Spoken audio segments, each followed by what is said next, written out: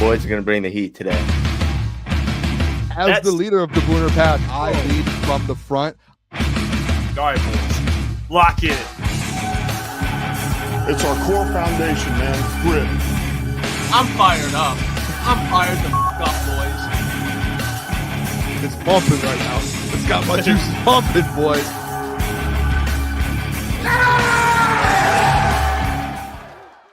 Welcome to Crunch Time Sports with Jeff Booner, Lucas. It is Tuesday, March 4th. We are back after a mock draft Monday. We got more things to get into now, all right? Davante Adams getting released. Jonah Jackson, former Lion, getting traded. We got Scott Bischoff joining the show as well to break down the draft. Excited to talk to him. We haven't talked to him. It's been a couple weeks, but now we get to talk to him after the combine, so we get to get his input and everything. And then we're getting to Klotzy's Here's a Guy later. So we got a lot to get into today. And we also have something else that we're going to get into the show, which is a most wanted list for the Lions. We did it last year. Essentially our most wanted first-round targets, guys that we think if they're there, if they're available, Lions should go get. Last year, actually, I checked back. We had Terran Arnold on one of those. He was supposed to go top, 13, 14? Lions ended up getting him at 20-something. So these are important lists now. What the boys are doing here. You know, this could foreshadow a potential. Yeah, this could foreshadow something, but I'm fired up. I think with those lists, like at least for my list, you probably have to move to get every single one of those guys. I don't know if I put one guy that will be available at 28, to be honest, but should be fine. We'll be good. I'm pumped up to talk to Scott too about the draft stuff. Yeah, Brad moves up every year, Boone, especially in the first and second round. So I don't think there'll be anything crazy going on there. And I think, again, it's who do you want? Who your Lions want list, Boone? Who's your targets? Who do you want to go and get? So it's all very subjective. But hey, Hefe, another Pistons win last night. Come on now. Come on now. Thompson, perfect from the field. Come on now. I saw the Devin Booker stuff floating around, so we'll give more of our thoughts on that later in the show. We'll get to it. The Wings are playing right now, but appreciate all you for tuning in. Again, as always, I like to say, if you're watching and you're not subscribed, please subscribe. If you're listening, 5-star review. And if you haven't gotten merchandise, look at that. Hold on. I got it right out. Kings of the North. You can get your merchandise. It's a beautiful sweatshirt you have. I love it. I wear it all the time. It's officialctsports.com, so you get your merchandise. And for members, there is a member discount that I threw out there probably about 2 weeks ago, still live. You can use it. So for all the members out there, Crunch members, go ahead and use it. All right. I want to get into something here right away because I want to address it at the beginning of the show because I saw and I was surprised. I will say that I was surprised that people were actually talking about this player. Like the players get released. I get it. And there's some interesting names out there. And of course, Lions fans, this happens with every fan base. Anytime anyone gets released, it's like, oh yeah, bring them home. You know, I get it, especially if they're a pass rusher. But this player, he got released today. And Lions fans, I think majority were on the other side, but there were people out there that wanted him. And that player is Davante Adams. The Jets will save $29.9 million in salary cap space by releasing Davante Adams. He had no guaranteed money left remaining on his contract. Per Adam Schefter, he is a free agent. And there's going to be some teams out there that want him. I understand that. And I saw Lions Syndicate posted a poll, and I think he posted an actual poll, but then Honolulu Blues posted a tweet. And the poll was like 65, 35 or something like that, almost 60-40 at one point. To come to Detroit? Yeah, like people wanted him. So it wasn't like a blowout. Yeah, no, like there's actually people that were like, hey, bring him here. I want him here. And to me, the easy answer, I don't know where you guys are at with it, is no, it's not happening. It makes no sense. It does not make sense. And I'll explain why. Talked about this on Bleacher Report as well. You look at Davante, very good player. I think we're all fans of Davante. I know we've talked about him a ton on this show. We're all pro Davante guys. Very good route runner, even at his age. Whoever gets him will get a very productive player. I think personally the Packers makes the most sense for him to go back there. They need an alpha receiver. But that's exactly what the Lions don't need, is someone who a big personality. He comes in, he knows what he's about. He wants his targets. I bet you any money in his mind, if he were to sign with the Lions, in his mind, he's like, okay, it's me and Amon-Ra on the same level. Let's do this. That's not how it works. You have 2,000-yard receivers and you have a 800-yard whatever tight end, you have a receiving back, and Jahmyr is only getting better, and you'll probably draft a wide receiver. We talked about that as well. Like, why? What is Davante going to come here and do? A couple hundred yards? Like, he's not going to accept that role. And on top of that, you know how this works, guys. When receivers come to the Lions, it takes time for them to get adapted to the offense. And for Jared, not saying Davante won't adapt immediately, but it's Jared building that rapport with his receivers. He likes to do that. I don't think Davante is just going to walk in here, get 1,000. It would hurt your development of Jameson Williams. It would make no sense. So I want to just get that out there right now. A big, fat no. Just want to address the fans. Anyone out there that wants him, no, makes no sense. Please no. I'm actually shocked, to be honest. I didn't think that was going to be a thing. I mean, I guess knowing in the Lions world, when there is a big time player, instantly people are like, that's a first thought as a fan. Like anytime, like would love to. It's like Madden. It's like people playing Madden. Like, oh, I want to add this guy. Oh, let me add this guy. Let me add this. It's like, if it doesn't make sense, and it's probably going to be some money. You know what he's going to end up doing, to be honest, wherever Aaron Rodgers goes. And I think they're going to end up, Aaron Rodgers is going to be a Pittsburgh Steeler. And then Davante Adams is going to go. They need a receiver as well. They're going to probably draft a receiver, get Aaron Rodgers, and then get Devontae Smith. Or Davante, I did what you did, Jeff. Davante Adams. Like, that's literally what's going to happen. I don't see a world where there's zero chance the Lions get Davante Adams. No chance. I don't see it. And I don't see the logic for the Lions going out and get Davante Adams and bringing him into the roster. And I don't see the logic for Davante Adams wanting to go to the Lions, because Davante is a guy that's going to want to get fed. Yeah, he's still up there in age and he's going to want a little bit of money. But at this point, I look at Davante Adams and I think the path he's going to follow is one of the DeAndre Hopkins going to a team like the Kansas City Chiefs. I think there's teams that could use a DeAndre Hopkins. Talk about the Chiefs. I think the Ravens would be a great space for Davante Adams. The Niners, they're talking about wanting to trade Brandon Ayuk after they've already traded away Deebo Samuel. So they have Ricky Pearsall and Juwan Jennings.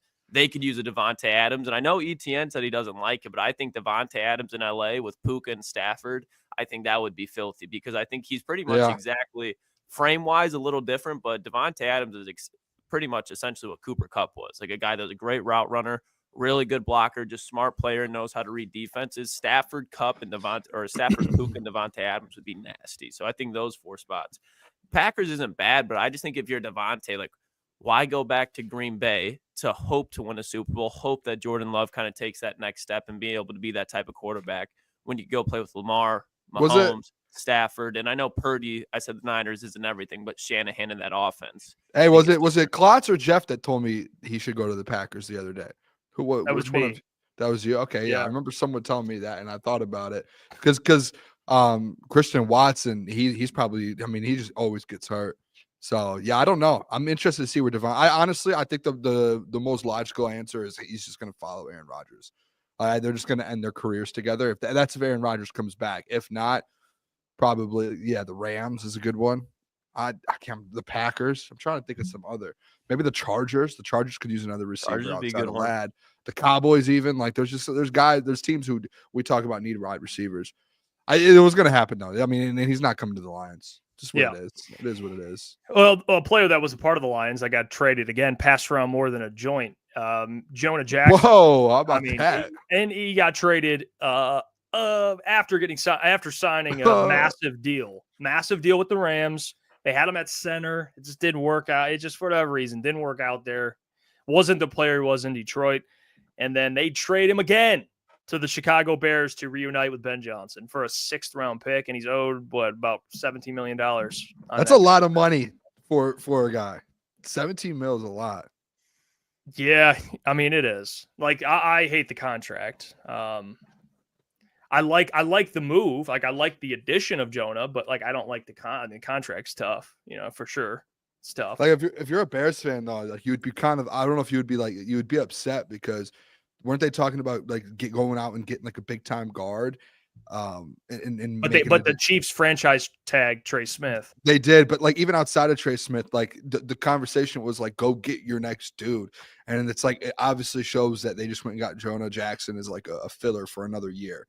So it's like you just have to. I guess it's fine. So you're not like just paying any random guy, and it's only on a 1-year deal or 1 year left. But it's still either way. If you're a Bears fan, I mean, at 10, they have to get a lineman. They have to build this offensive line. Yeah. I just don't like man Jonah trash Jackson. is another man trash. Hey, Membu. Just always Membu, hurt. Boone. Remember? Hey, I will say we got into it. You were right about the mock drafts and flying up. I still don't want him. Still don't want That's him. fine. If you don't, it's just Josh Simmons, but I'll the give way you he flowers. tests. The way he tested and his like I sent you those comps yesterday. Like his size, testing, everything was like Trent Williams. Who was the other guy on that list? Tristan Wirfs, I think. Tristan Wirfs. And it's like, yeah, obviously you need to go see him do that stuff. But when you're looking at like measurables and everything and testing, it's like, hey, he's literally doing what those guys did at the same size, essentially. It's like it's tough to pass on that type of guy, dude. I feel like it is because they don't just fall on trees. Yeah, no, I think like it's not that trees, fall off trees. Well, yeah, they don't grow on trees. Imagine falling on a tree. That would hurt. No, and I get what you're saying. I just see when I watch him, like his size and everything, he falls kind of into that Will Campbell conversation where it's is he a tackle? He could play tackle, but he's most likely going to be a guard. Could be good at either. I want a tackle. I want a Josh. Like, that's like I no question marks. Give me a tackle. Either way, though. Caleb Williams, it's like that with a lot of guys, a lot of linemen. Another man treasure with Jonah Jackson. Go ahead. Even the Gray Zabel kid. Everyone's like, is he going to be a guard? Is he going to be a tackle? He's the size of a tackle that could play guard. It's just like all these guys are like, no one knows where they fit in. That's where it's a little. Only guy that everyone knows is the Ohio State kid, but he's coming off a major injury. So there's that red flag. That's why there's offensive line. It's like, how good is it really? There's some dudes, but like there's a couple question marks next to every single one of them. Yeah, well, I know a guy that would be able to answer all those questions for us, and he does some really, really good work. And he joined us already a couple weeks ago, and now we get to talk to him post NFL Combine, and that is the man, the Detroit Lions and NFL draft analyst at DetroitLionsPodcast.com. You can check him out. Actually, Russ does a great job. Him and Bischoff and Russell Brown, they do a good show as well. So all your draft coverage, check them out, Detroit Lions Podcast. Let's bring him into the show, Mr. Scott Bischoff. Scott, how we doing? I'm doing pretty well. How are you guys? We are great. Scott, we got to go to the Combine, and we want to pick your brain on a lot of these guys because it seems like, especially with this defensive line class, there's a lot. There's a lot of good players. And you're seeing the conversation. It's like through the first 60 picks, you could have, roughly 1/3 just be defensive linemen. That's basically what a lot of the consensus is. And I would love to pick your brain on a couple of – I'll start with the first one, a player that I really like, and I'd love to ask you about him because there are these question marks. It happens during draft time. I mean, you've been doing this while you know how this works. A player like James Pierce, who tests extremely well. He's productive. He has a crazy pass rush win rate. He's about 240-ish pounds. So maybe that's the frame that people are talking about. But two questions. One, what your thoughts on the player? But two, is he a player that you think could be in range to where he falls maybe in those teens to where the Lions, they'd have to give up some stuff, but go up and get a player like that? What do you think of a guy like James Pierce? So he's a very linear player. He's got a strange body. 6'5", 240, over 240 pounds. Really good get off, but there's not. He's stiff in his hips. He's very tight hipped. So, I guess the question is does he fit the Lions? Right. I think that's kind of where everybody is with him. I don't think he does. There's a couple of things. I don't know that he's physical enough. He's a really good run defender. He's kind of an enigma. He's a very good run defender for a player who's kind of like needs to add some bulk to his body. He's a really good run defender. He's more of a passive pass rusher, and there's not a lot to see from him from like a technique standpoint. If he wins with quickness and speed outside, he's good. Like I said, he does struggle a little bit to bend at the top of his rush, but he's raw as a pass rusher. And then there's the off the field stuff that makes you wonder, like, are the Lions even remotely interested in this guy? And my guess is if I were to bet money on it, I would say he's not on the Lions draft board for a lot of, it sounds like he's kind of a difficult personality. Maybe not the most coach. That's the word that was thrown around. Is he's not a overly coachable kind of player, but I do think that he will he would likely be available in the teens like you're talking about. I just don't know. I don't know if he presents what the Lions are looking for at the edge position. Hey, yeah, I think that's fair, Scott. Just following up with the edge stuff, especially at 28, knowing how kind of after the combine, getting a little feel on how things might fall. Obviously, we don't know 100% every year how it's going to fall. But guys at 28, especially off the edge, that you think will be available. I have brought up guys like Donovan Izoroku. We've talked about potentially, I know Jahmyr Stewart had such a good combine, but if he falls, who are a couple of guys, especially, I really want to know a little bit about Donovan Izoroku because I've been on him for a couple of weeks now. And then other guys as well at 28 that you think the Lions are going to kind of target. So if Izoroku is available at 28, I would hope the Lions would just sort of get out of their own way with some of the requirements around size. The nice thing about Izoroku is he's 6'2.5", 248 pounds. So he's not like he's really super small, but he does have 34-inch arms. So he gives you the length that you're looking for. But with him, you're getting a pass rush arsenal. I don't want to overstate it, but he might have the best pass rush arsenal of all the pass rushers in this class. There we go. From the get off and the bend at the top of the rush, and you can see that in the short shuttle he ran.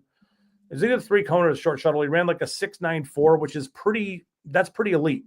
For pass rushers, that's a great number. I think he was the best one at the combine for that particular drill. But you can see all that stuff, and he's got great hand usage. He's got all the moves. He's got the Euro step. He's got the ghost move. He's got it all, and he plays with natural leverage. He's up under tackles very quickly because he's shorter than they are. He's got long arms, so he can move them backwards. But he's got a plan. Like he has an idea how he's going to defeat blocks. To me, a month ago he was like, he was the crush a month ago, the guy that I was writing letters to in the middle of the night, right? Like, but he's that real bendy guy who I think is a really toolsy pass rusher. It's just, are they gonna reject him because of the size requirements? He does play the run. He does give effort. There's none of that stuff. So, I would hope that they would be enamored enough with him to take him. But the problem is in this class, I can't see him being available at 28. The Jahmyr Stewart thing is, it was a dream for a couple of days that he might have fallen into the 20s and you could trade up for him. Not anymore. He's just, as big as he is. And I know that he's only had 4.5 sacks in his career. He's got some footwork stuff that he needs to figure out, but he's so productive against the run. And the pass rush stuff will come with him. He reminds me a lot of Calais Campbell. It just, it's in this draft. This is not a great top heavy draft. And there are not quarterbacks and a bunch of wide receivers who are stuffed into the top 10, where you feel like some players are going to fall into positions where they maybe shouldn't. And then you guys were talking about the same thing coming in. I mean, there's no tackles really that are going to put themselves in those positions either. So I kind of feel like these edge rushers, the ones that are really toolsy or the ones that have high upside, are going to be gone and long gone before the Lions can really get involved, which is a bummer. But this is the class. And Scott, this isn't so much Lion related, but I feel like it's a big domino in the draft where teams are going to be looking to see how this falls. And that's the quarterback situation. When you look at Cam Ward, when you look at Shedeur Sanders, even when you look at Jackson Dart and Jalen Milroe, there's some mock drafts out there, Scott, where people are putting Jalen Milroe in the first round of the Detroit Lions. And I'm like, huh? But people are buying into the Jalen Milroe stock. When you look at this quarterback class, how do you think they separate 1, 2, 3, 4? Or just what's your opinion on this class as a whole?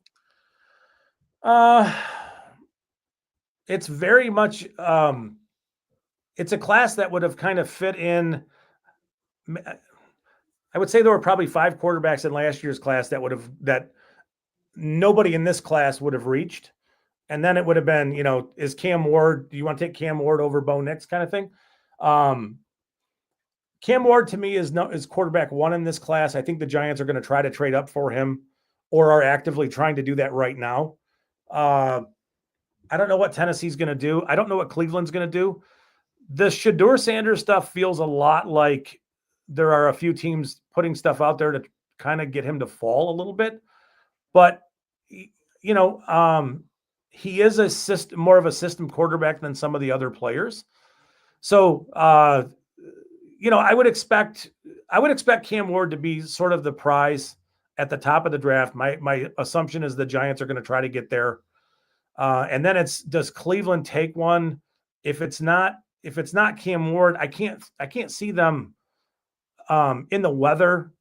Shedeur doesn't have a big arm, right? So there's some of that. It's like there's a little Goff in his game where, I mean, do you think, how would Goff play in Cleveland? How would that look, right? I don't think any quarterback thrives in Cleveland, Scott. Yeah. So you need something more than you know, whatever this class offers. But I think Dart will probably rise and be a first round pick. It feels to me like Las Vegas is a spot where they're begging for Shedeur to be available to them. And that's some of the stuff that you're hearing, you know, around him falling. And that could happen. But that's kind of I don't think the Milroe in round one thing is a thing. But the other three, I think, because it's a bad class and, you know, some teams are just starved for quarterback play. I could see Dart ascending and maybe getting drafted by a team like Cleveland, or, you know, somebody needing to jump up, you know, maybe it's the Jets. I don't know. You know, it's a strange situation with these quarterbacks, but I think Cam Ward is pretty clear in a way right now, quarterback one. A prospect, I think a very interesting prospect, and I've been trying to do more research on this player because we've seen him play, and he shows up in big moments. And I think people with pass rushers, or really positions in general, everyone's upset, and with rightfully so to some extent, but obsessed with upside. But when you have a play, especially late in the first, if you can get a guy with a high floor, you know he's just going to be productive for you and be a really good football player. I'm actually not opposed to that. People are, and I get it. A player like Jack Sawyer, I think that's the big thing, is like, what's his ceiling rather than what's his floor. And then you saw the hand size come out. And what do you make of a player like Jack Sawyer? Because I like him. We all like him. But people tend to be like, if they ever see him at 28, it's like, oh God, where are you at with a guy like Jack Sawyer? What would you be comfortable at 28, or is he more of a secure second round guy? I think he's a guy that you would take at pick 60, understanding that his floor is cool, but there's not a ton of upside with him as a player. To me, watching him, I think he's kind of maxed out. So, you know, he is what he is at this point in time. I don't know that he's got a frame where you're going to add a lot of bulk. So, you know, he's lived on the end of that defensive line, kind of bullying tight ends and winning in the Big Ten. I just think that because there's not much ceiling there, and he doesn't win at a high rate as a pass rusher already, if you take that in round 2 and you just accept it and say he's going to defend the run, and, you know, he's going to give us everything he's got, I think that's fine. There are other players who I would think, like Nick Scorton from Texas A&M is a good example of a player who 2 weeks ago I compared him to like Josh Pascal light, right? But that's after watching him this year at Texas A&M at 280 pounds. So then when I hear him talk at the combine about how things are just very different at A&M, and he comes in and he measures what he measures, which is 257. And then I go back 2 years ago to watch the Purdue film, and he looks like a totally different guy, a much more twitched up version of himself. I think that's a guy that you would take at 28 because he will defend the run. He will be physical. It's just, what can you extract out of him as a pass rusher? So there's, in this class, I think, like, I guess to answer your question, there's a bunch of guys like Jack Sawyer who I think will fall and be there at say pick 60.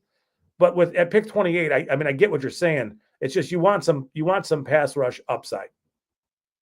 Scott, do you think, in some conversation we have a lot when we did our mock draft Mondays yesterday, and the conversation we have all the time is like these picks outside of the first 2 rounds, like third, fourth, fifth, sixth round, seventh, with Brad Holmes, like he finds all of these sleepers. I'm putting you on the spot a little here just because I kind of want to know if you have any sleepers that you're like, hey, this is a Brad Holmes guy that you can get, let's say, in the second half of the draft this year. Is there any guys that just instantly come out and you're like, yep, that's a Brad Holmes guy that you're going to find in the 5th or 6th round? The guy that stood out to me at the combine, even before, and he just stinks as a Lions kind of player, is the Boise State edge from Egypt. Oh, come on, Scott. We're just talking We about loved yesterday. him. Yeah. We loved him. So 6'2", 267. When you watch him play, there are things that he already naturally does, the instincts that he already has that you can't necessarily teach. So there are things he does where you say, wow, that's really impressive. But then you look at his stance and it's like, I can't believe nobody's fixed this. His feet, there's really no stagger to his feet. So he's always really late off the ball. But having said that, he wins all the time. He's pretty good at understanding how not to be blocked. He gives you every bit of effort that you could possibly want. He's powerful. He'll defend the run. He'll take on blocks. He does all that stuff. I think you're taking that guy maybe round 3, round 4 as a developmental player. But yeah, that's a guy who I think just reeks Lions prospect. I just want to throw this out there. Another guy like that I've been really big on, Ty Robinson. What are your thoughts on him? I've loved him. He looked great at the combine. Yeah. I mean, another guy who I think fits what they do. It's interesting because you guys mentioned it. The D-line class is loaded. This draft is going to be driven by running backs, tight ends, and defensive linemen, and everything else is a little bit like, he's a good player. I think he's a good prospect. It's just, where do these guys all fall? I don't know exactly how many defensive linemen are going to go, but it's going to be a lot. It's a really loaded class there. And Scott, kind of going off that with the sleepers, you gave us Max Melton last year, and he ended up having a great rookie season for the Cardinals. It looked like their cornerback won at some points. When you look at this cornerback class, me and Boone, we really like Darian Porter out of Iowa State. Is there any corners that you think the Lions might be looking at when you talk about, possibly day 1 if they really want to in the first round, but kind of rounds 2 through 7? Are there any corners that stick out to you that could be like, okay, this is a Lions guy? I was going to talk about Porter. There we go. All right, perfect. What do you think about? 6-year player, older player, right? Big. He's 6'3", he's 195. I think people are going to want to try to naturally compare him to Tariq Woolen from Seattle. Again, he's an older player who only started for 1 year, but really good tester. Obviously, I think he would be a special teams monster for you.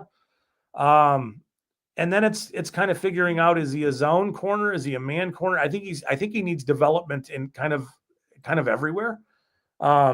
Certainly height, weight, speed guy. I think that makes some sense. Something that nobody's really talked about in round 1 is what do the Lions do if a player like Jahdae Barron falls to I don't think he will.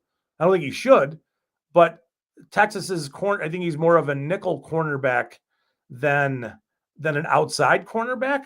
But to me, there's a lot of value in the nickel position. And I think he's got really good tools, very good instincts. He's really good in coverage. That might be one of those kind of off the ball or off the wall kind of swings where you go, wow, I didn't see that coming, them taking another corner. But the problem with this draft is at pick 28, everything's going to be empty by that point. So you're going to have to find something that you like, and maybe they have a bigger grade on him than we think. A player like that, I'm not saying him exactly, but something like that where nobody expects them to take a corner at 28 and they do, right? So there's a big corner we talked about in Porter, and then there's a smaller one there with Barron. It's going to be interesting how this draft plays out. I think Jahad Campbell should be in the conversation for pick 28. I don't know that he gets there either, just because of what he can do. He's a better blitzer than pass rusher. At Alabama, he's pretty good in coverage. He's not great in coverage right now, but he's good enough where you could feel comfortable developing him. Absolute blistering sideline to sideline speed. He's got all that stuff. He's got heavy hands. He hits. He does everything. I mean, he kind of does everything at a pretty high level, which is why I don't think he'll be there. But that's another position where would they really take like a Sam linebacker at 28? And it's like, well, we need to open ourselves up to the possibility that, yeah, we all want them to take an edge or two or a defensive tackle, right? But those positions might empty out at the top more sooner than we think. So you got to take somebody, and you're going to end up taking a player that you have graded highest left. So, just some thoughts on that. Yeah, I think the conversation right now with Jod Campbell's interesting. I know people are okay with it at 28. I mean, I wouldn't mind it. I think he agreed with you. I don't think he'll be there at 28. I think another player that I've started to fall more in love with, and he's someone you could probably get, I would say 3rd round. We'll see what happens. You never know with the draft. But another player I think could play that Sam spot, and I would love to know your thoughts on him. Barrett Carter, the linebacker out of Clemson. Everything I've watched at him, they love him. I know there's the missed tackle thing, but overall, like in terms of blitzing, he's versatile. What are your thoughts on a guy like Barrett Carter as another kind of Sam linebacker option besides Jahad, who will probably be gone? Yeah, I mean, I'm with you. Jahad will likely be gone.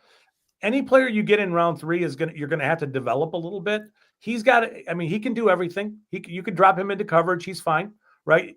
I think he'll give you less from like the blitzing standpoint of things than what a player like Campbell does. But again, it's round 3. So I like him. I think, a lot of those guys that played, a lot of the Sam linebacker prospects in college sometimes aren't necessarily Sam linebacker prospects in the NFL, because in the NFL, you're asked to do more in coverage, dropping away from the ball. So therein lies, like, that's one of the big questions around some of these guys is, are they comfortable moving away from the line of scrimmage? Right. Right. Yes, the guy you mentioned is fine, and he'd be a nice option. He is one of the guys who I think that could give you some pass rush, give you some blitz, and you need that opposite Hutchinson, and you almost got to scheme it up for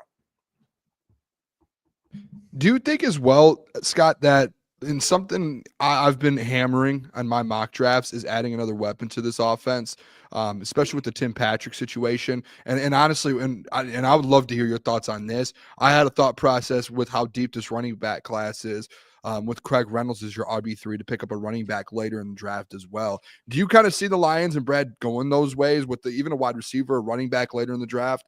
And if you do see that, like what guys do you see them grabbing? So I don't know if it would be later in the draft, but I think a guy like Jaden Higgins from Iowa State. Let's go. He is. Where is he at? I have him on my list that I wanted to talk about. I want to say he's 6'4" and like 215. Yep. 6'4", 214. He's fast. He runs really good routes. He wins on the boundary. He's a better route runner than anybody thinks he is. Pretty dynamic player. But I think you're investing a 2nd-round pick in him, and I think it's a reach to think that he will be there at 60. So are you willing to trade up for a receiver? But he would complete the offense. Like that's your yoked up Tim Patrick in the Lions offense. So you put him on the outside as your backside X. You have Jamison Williams running around and just creating havoc.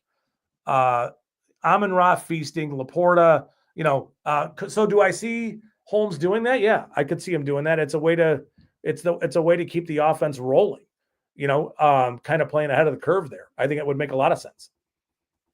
And Scott, kind of we've been hammering the defensive edge spot, but I think it's just so imperative. And like you said, if the Lions, if they don't go defensive end in round 1 or round 2, some guys that I think could be there that I really like, and I'm interested to get your opinion on 2 of them. Both of them were at the combine. One of them I was impressed with. The other one I really wasn't. The one that I was not was Jared Ivey. Again, I'm not going to say that he should be off Lions draft stock if he wasn't there already, but I didn't think he performed particularly well. And another one that I love that I thought did very well was Jordan Burch. When you look at Jared Ivey and Jordan Burch, what are your opinion on those 2 defensive ends? So a couple weeks ago, I did one of these and I talked about Ivey being potentially a possibility at 28.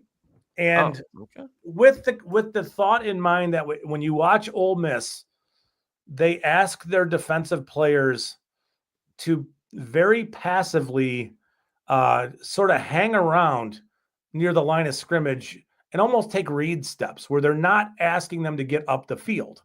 So, giving them some, because they both do it. Princely Uman Nyland does it too. And it seems to be an Ole Miss thing where these guys do not come off the ball aggressively. They're just kind of like reading things and then they go. So I think the problem with Ivy is big and heavy.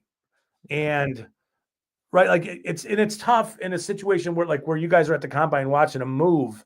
And it's tough to compare him moving at 200 and I don't even know what he was, 275 or 280, whatever he was. That moves a lot different than a guy in the 250s or the 240s. And it stands out. Like he may have appeared a little sluggish.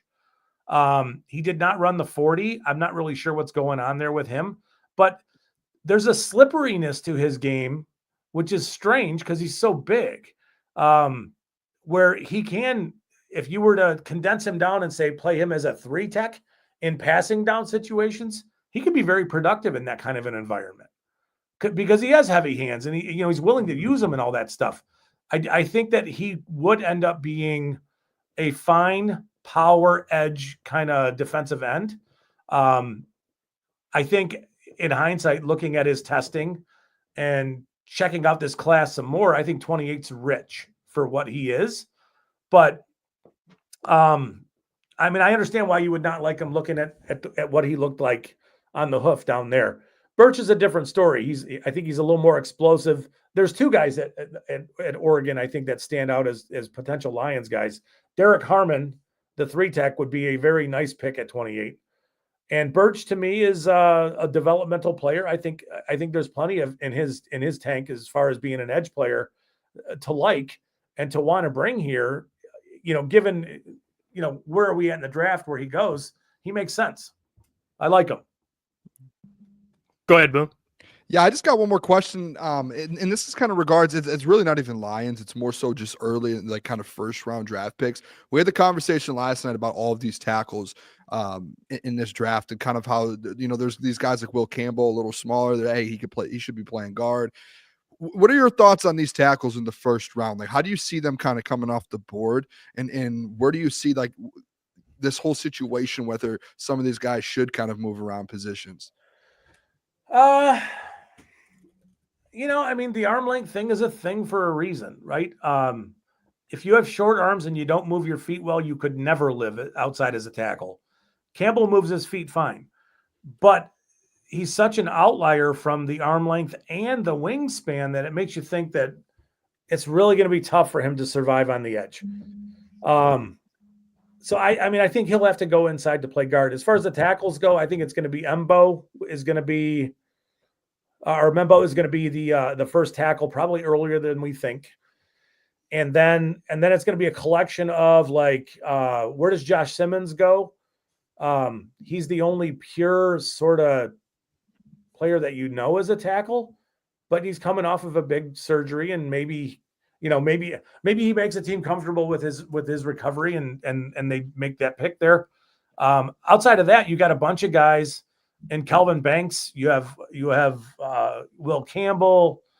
There's a bunch of guys who fit in that where I don't know that they're going to play outside, but they might play inside at a pretty high level.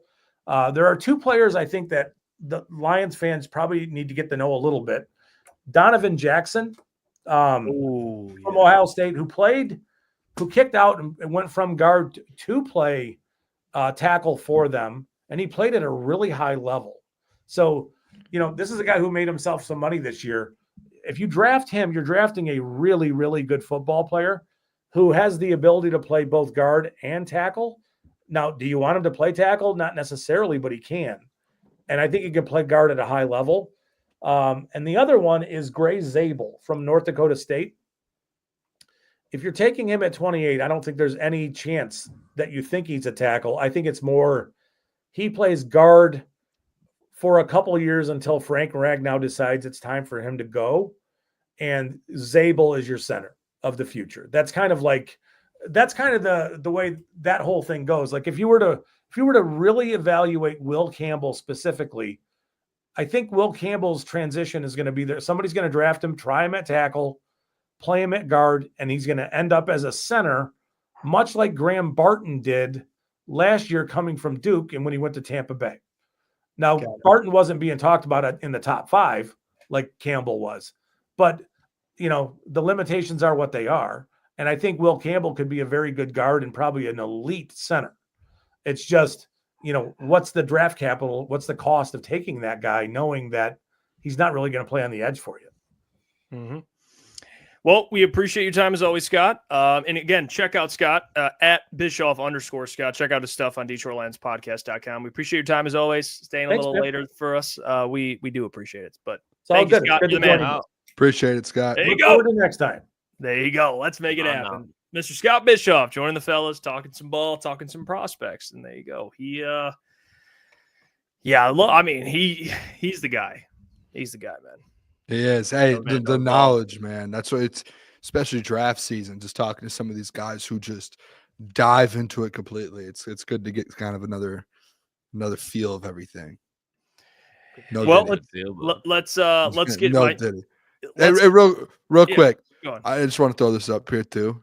Can we? And I would like to know what you guys think. I'm going back and forth with sick argument. Jaden Higgins is going to be better than Tim Patrick. I mean, Klotz, me and you were sitting there watching Jaden Higgins. You don't think so? No, better than Tim Patrick. No, he's going to be so much better. I think by the middle of probably by the end of his rookie year, if he's in a good situation, if he goes to fucking quarterback hell, then no. But if he lands in like a serviceable, doesn't even have to be perfect, man. Like if he lands, I'm trying to think of like in Baltimore, you'd like to say Pittsburgh. If he went to Pittsburgh, I think by like week 12, week 13, he's at Tim Patrick level. Tim Patrick coming off 2 major injuries. Yes. Not at the if you're talking about, hey, who are you taking? Like, dude, Jaden Higgins. If you're saying Jaden Higgins isn't going to be better than Tim Patrick, you haven't watched Jaden Higgins play football yet. He reminds me of like a more souped up Allen Lazard, Boone. I told you that. It's not even like it's not even like a disrespecting. Like I think he'd be a better Allen Lazard. What did I say when he was running routes out there? What did I say, Klotz? He'd be better than Nico Collins. That was obviously a little exaggeration just in the moment. Okay. Like Pro Bowler, he will be a Pro Bowler, Pro Bowl wide receiver at some point. It's like he's got the size, the route running. Scott literally just said it. We were watching it, Klotz, and I looked at you and said, "This guy's out here like his route, everything he's doing, and his drop rate is like less than 3%, and you can't bring the man down. You can't tackle Jaden Higgins. I dare you. Try and tackle him. You can't. You cannot do it. It's like how Nico Collins catches everything. Great route runner. The man, you're not bringing the man down. He's too fast at that size, like that speed. It's over. No, I can't wait for the NFL to be back already. I can't wait to see Jaden Higgins play football, man. I'm excited to see where he goes. I hope he's in Detroit, dude. That would be unbelievable. Yeah, they're probably gonna have to trade up a good bit in that second round to go get a player like that. He'll probably be, I mean, especially the teams at the top of the second that need weapons. They're up there. All right. I do want to read a super chat we got before we move on here. It's from go ahead. Amidus. There we go. JV. Yeah. That's Justin Verlander's burner.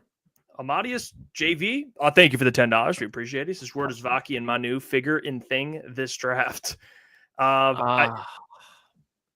Where does I'm assuming where does who the hell, like the Giovanni Manu 3rd, 4th round, Sione Vaki, like where the hell is this guy to what if like does that happen this year? I'm assuming that's what he's saying. Where does Vaki and Manu figure in this draft? That's an interesting question. Maybe it's if you can rephrase in the no donation needed, just rephrase the question so bad in the comments. Status. Okay. Wait. Yeah, I don't think it figures much at all. Like if you're gonna draft an offensive tackle, which I assume at some point, again, the Lions really didn't meet that with that many tackles, at least at the combine. So maybe they go ahead and they bring back Dan Skipper and sign somebody else in free agency at the tackle spot. But I don't think you're like, hey, Donovan Jackson's on the board somehow at 60. Hold back, don't get him because we have Giovanni Manu like working. Like, no, it's next man up. If you have a tackle sitting there that you like, you're 100%. taking him. And Jeff Klotz, Manu, Jeff, Vaki, Manu, Jeff. Klotz, Yeah. those are your two guys. But I will say, like, if you find a better tackle, you do it. And Klotz, as deep as this running back class is, if you find a better running back that can develop better than Vaki, you do it. It's not gonna give You me any do it. trouble. I'm not drafting a running back out of this class. Like, I'm not gonna miss out on Jordan James in the 5th round just because it's like, hey, we got Sione Vaki. No, give me Jordan James. Yeah. Give me Taj Brooks. Hold me one of on. those guys. I mean, hold on. I mean, Mike Reed dropping a 50 bomb.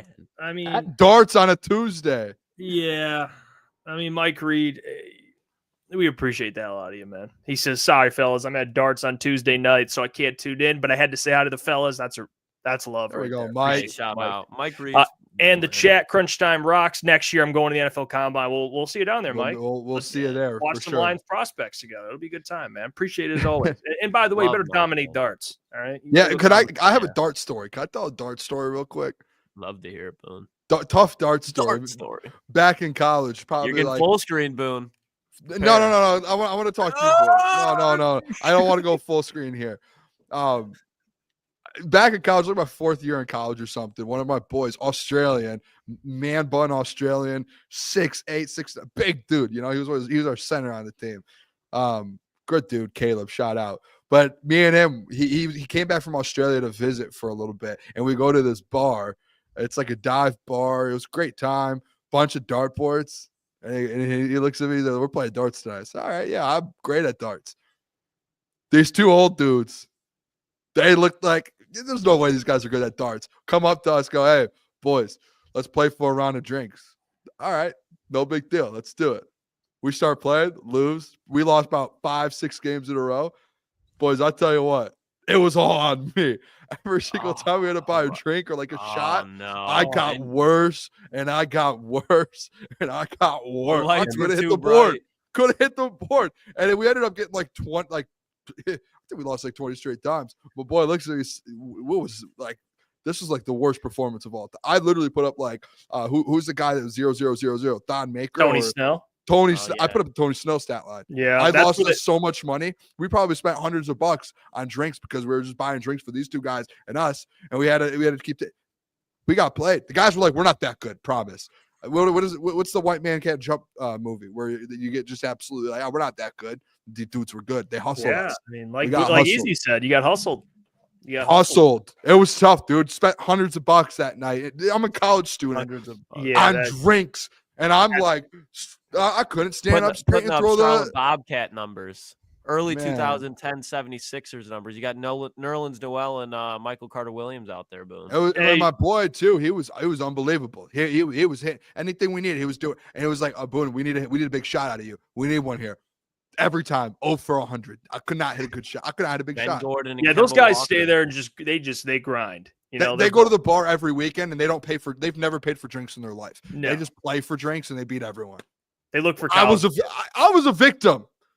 I Well, was a hey, victim. Hey, shout out John Lord, just became a Crunch member, man. We appreciate you as out. always. Let's get to. We have our segment. I talked about it earlier for those who are tuning in, where we're going to go through first round targets. And by the way, these aren't guys. We did this last year. We had Taron Arnold. We had Quinyon Mitchell in there. And at first, remember when we were making this list, we're like, no way Quinyon Mitchell's going to be there. Quinyon's going to go top. I mean, he was the best corner in the draft. And he falls to the 20s.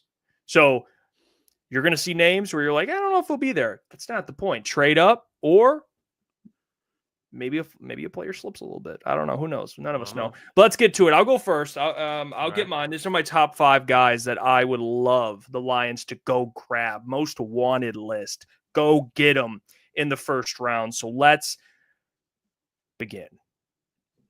Here's my 5 guys I want the Lions to go get. I love it. Wow. And by the way, this isn't like in order from best player to worst player. It's just preference, really. I mean, that's really what this is. Players that I really do like.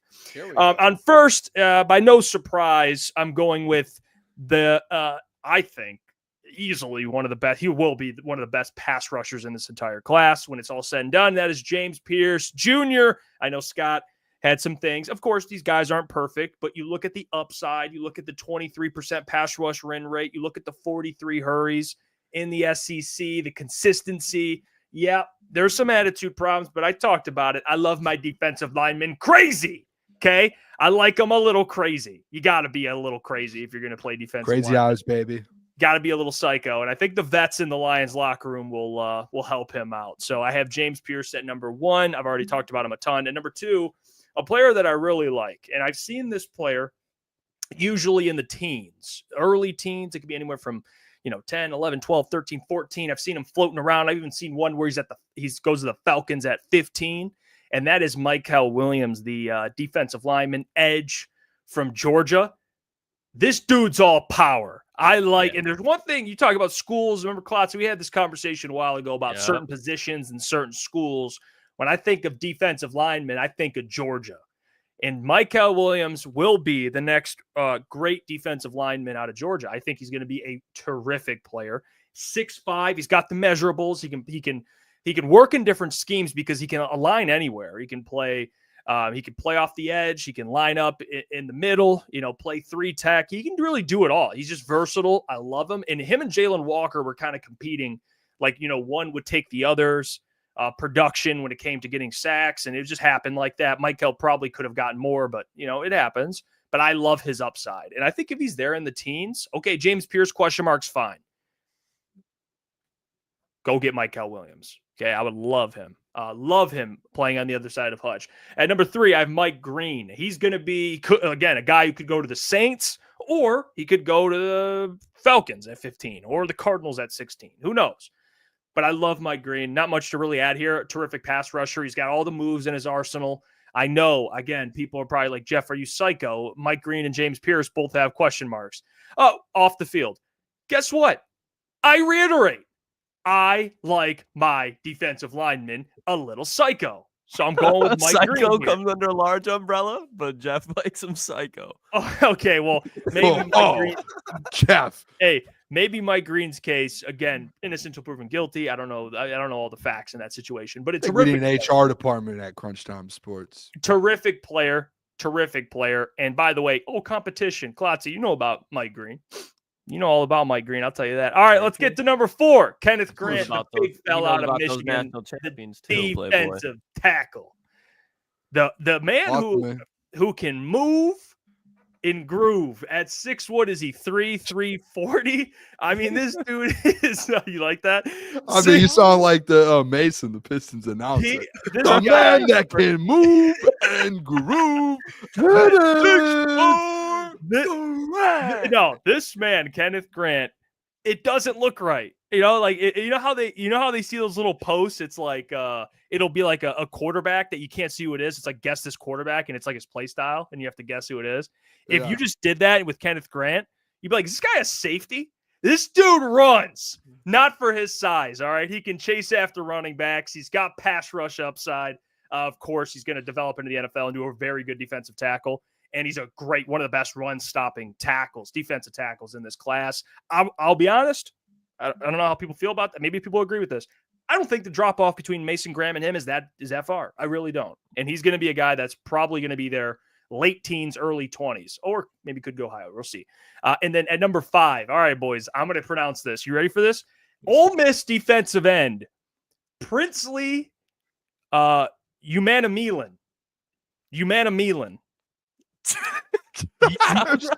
No way you got that right. Sentence, please. I could have tried to say that last name 100 times. I don't think I would have said it the way you just did. I'm not gonna lie to you. I had to look it up. I had to do some research. Is that how it's actually said? I'm pretty sure. I might have butchered it, but I'm pretty sure Umanamilan. Umanamilan. Anyway, pass rusher. Okay, he can get after the quarterback. 10.5 sacks at Ole Miss. He's got all the intangibles. Okay, he's got it all: the tangibles, the intangibles.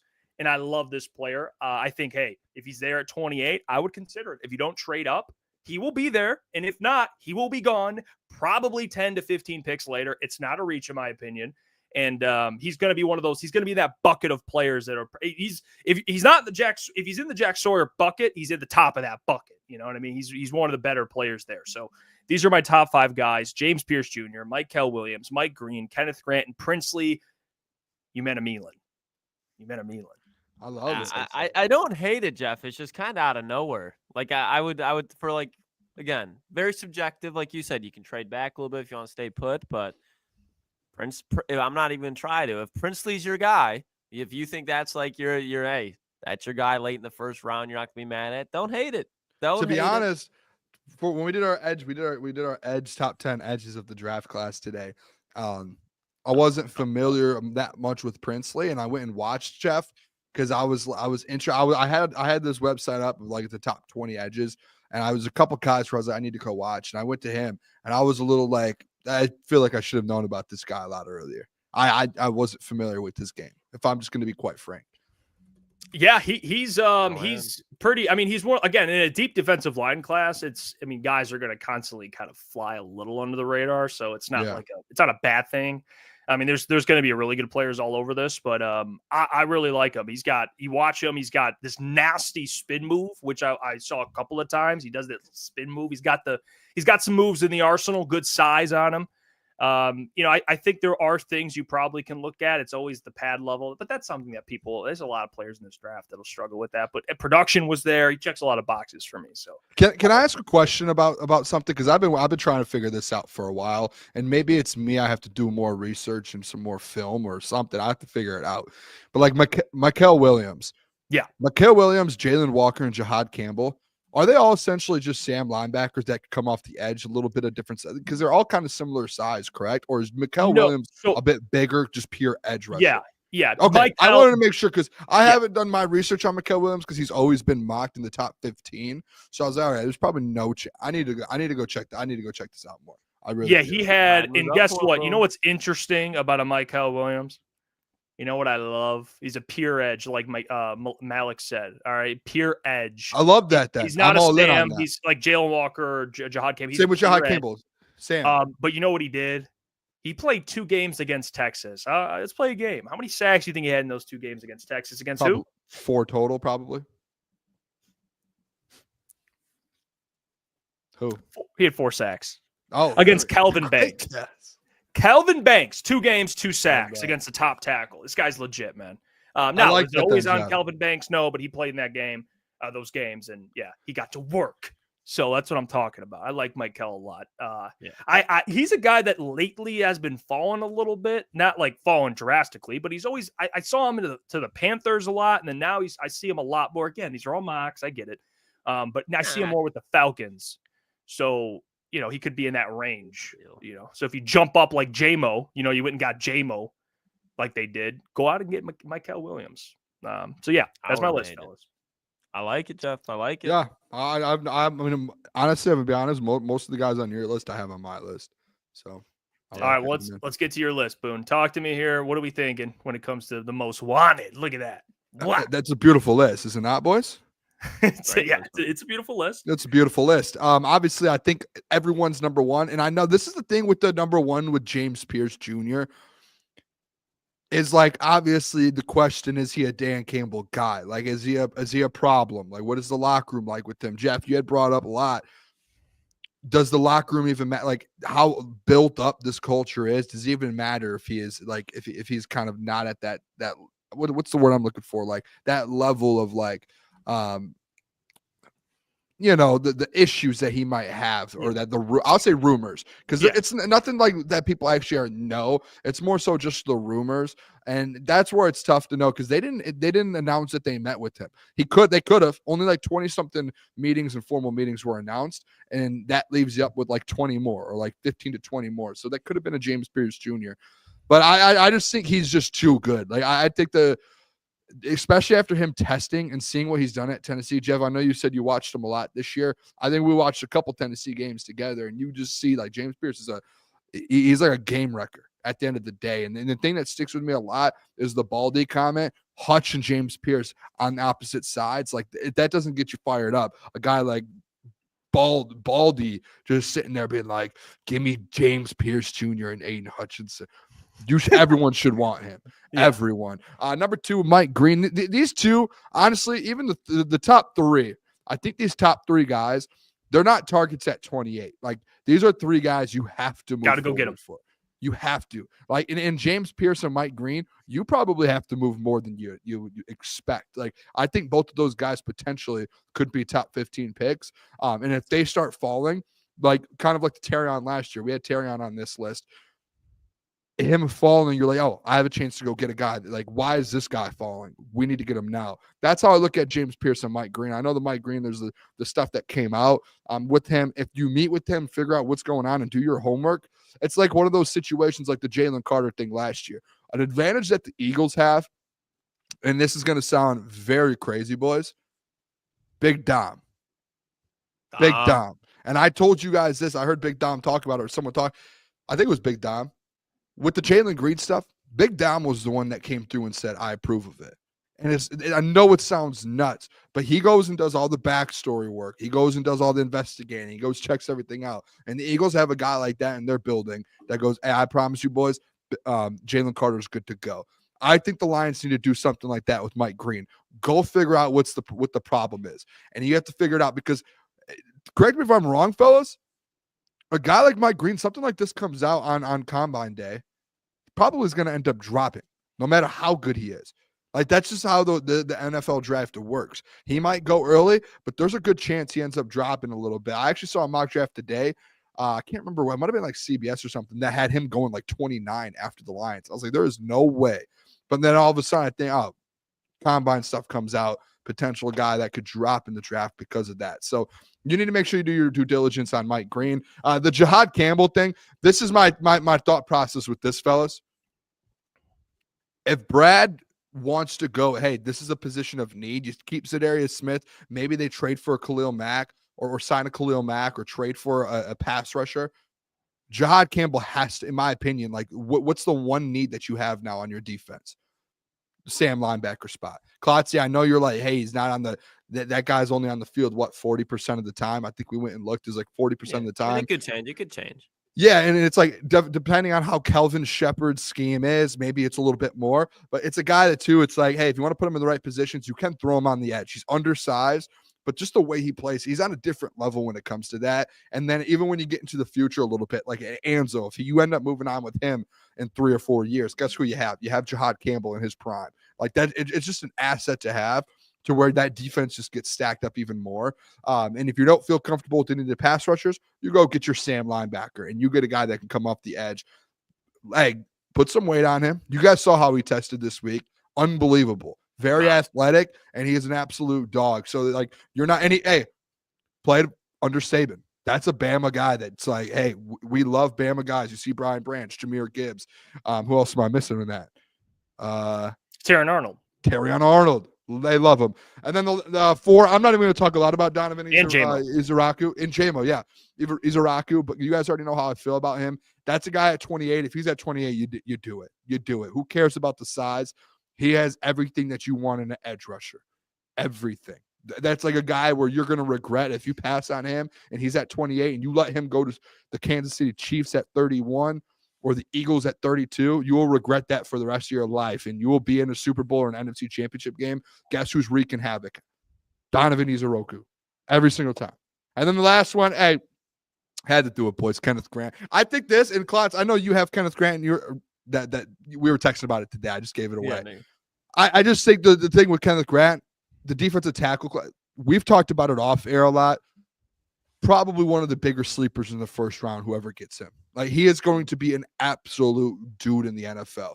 Maybe not like Jalen Carter, defensive tackle, but he's going to be a Pro Bowl defensive tackle throughout his career, like consistently. And he's going to like, he'll blow everything up, run game, pass game. Jeff, you said like how athletic he is at that size. It's just, that's a guy that you need. And he's sitting there at 28 and you don't like Jahad Campbell's gone. All these edges are gone. And you're sitting there with Kenneth Grant and you're like, oh, boys, DJ Reader, 1 year left. Kenneth Grant, Mack, Lee McNeil. That's one of the best defensive tackle duels in the NFL in the next 4 or 5 years if you're able to snag Kenneth Grant. Like, and that's, I feel like that's like a lot. It's one of those things where it's like, he might. I feel like that's the biggest lock. Like, it is a lock. It was the same thing with Jalen Carter in the top 10. Like, you get him, you know he's going to be one of the best defensive players in the NFL. Kenneth Grant's going to be one of the better defensive tackles at some point in his career. Yep. No, I agree with that. Yeah, those are my 5 there. It's an interesting 5. I think it's just because it's just like, depending on how things fall, moving up. But, I mean, I could have gone like Abdul Carter and said go to number 1 and get him. Shout out to Dodd. No one's doing that. I think it was realistic, Boone. I don't think any of those are outrageous at all. I mean, I like all of them. Yeah, you got to, like I said, I'll keep bringing up like last year. I mean, you never know how the draft's going to go. Now, Abdul, there's nothing to figure out. He's going like top 3. But like, I think these guys are in that bucket where it's like, I think Jihad, like Scott said, will be gone. And I think all these guys, except for Donovan, will probably be gone. Yeah. Maybe Mike Green slides. But again, like we've seen things. We've been covering the draft now for a long time. Like, it never happens the way people think it's going to happen. It never does. I think there's 2 things with the draft that we know, especially here in Detroit the last 4 years with Brad Holmes, is 1, 2 of the 4 drafts he's moved up. And the reason he's moved up is because guys fall. And when you see, and I think that's the second thing, is in the NFL draft the last few years, we're starting to realize no one knows what's going to actually happen. And I think last year's draft class, when everyone thought it was going to be a lot of defensive guys, and it ended up being offensive picks until 13, 14, 15. And no one expected it. Like, I remember doing mock drafts and everyone's like, this defensive guy, this guy.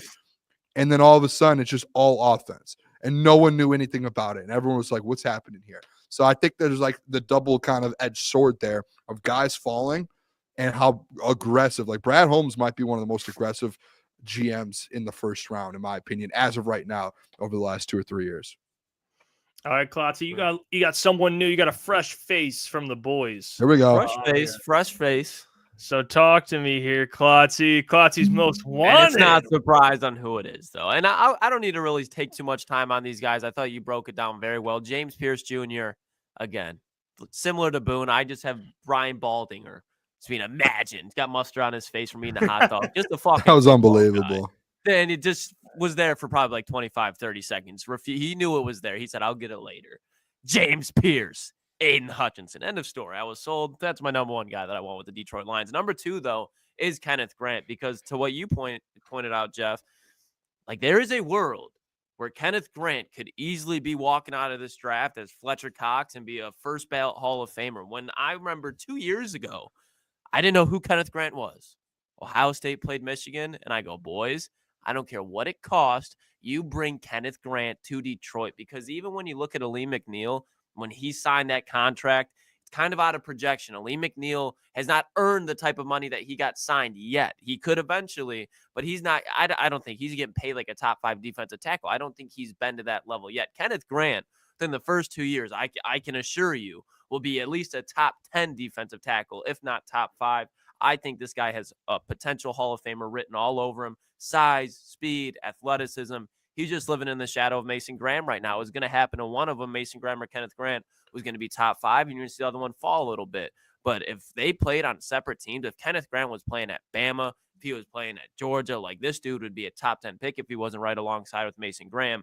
So it'll help him in the long run, though. He's going to go to a really good team, probably with an already established defensive line. I think he flourishes.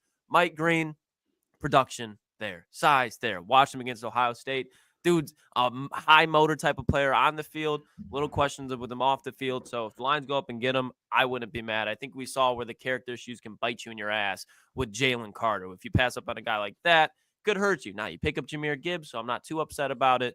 But again, character issues. You put him in Detroit, I don't think they're going to be put in a situation where they're going to act out more than just, hey, fall in line, do what you're supposed to do, play ball. I think Detroit's just a facility for culture. Donovan Izaraku, Boone. So we got to remember, it's not Izuruku, it's Raku. Both are getting mad with that. But again, 16.5 sacks, like Scott just said, some of the best pass rushing skills in this draft. Yeah, he could be 6'4", but he's 6'2", and he's a monster on the edge. So I would love Izaraku at 28. If you got to move up a couple of spots and you go and take him, just to make sure that if that's their guy and they want to go get him, I'm not going to be upset with that either. But boys, I will not move off. Josh Simmons, if he were to be in Honolulu Blue, I don't think I could wipe a smile off my face for a good 5 to 12 business days. I don't know why those numbers came to my head, but that's what they did.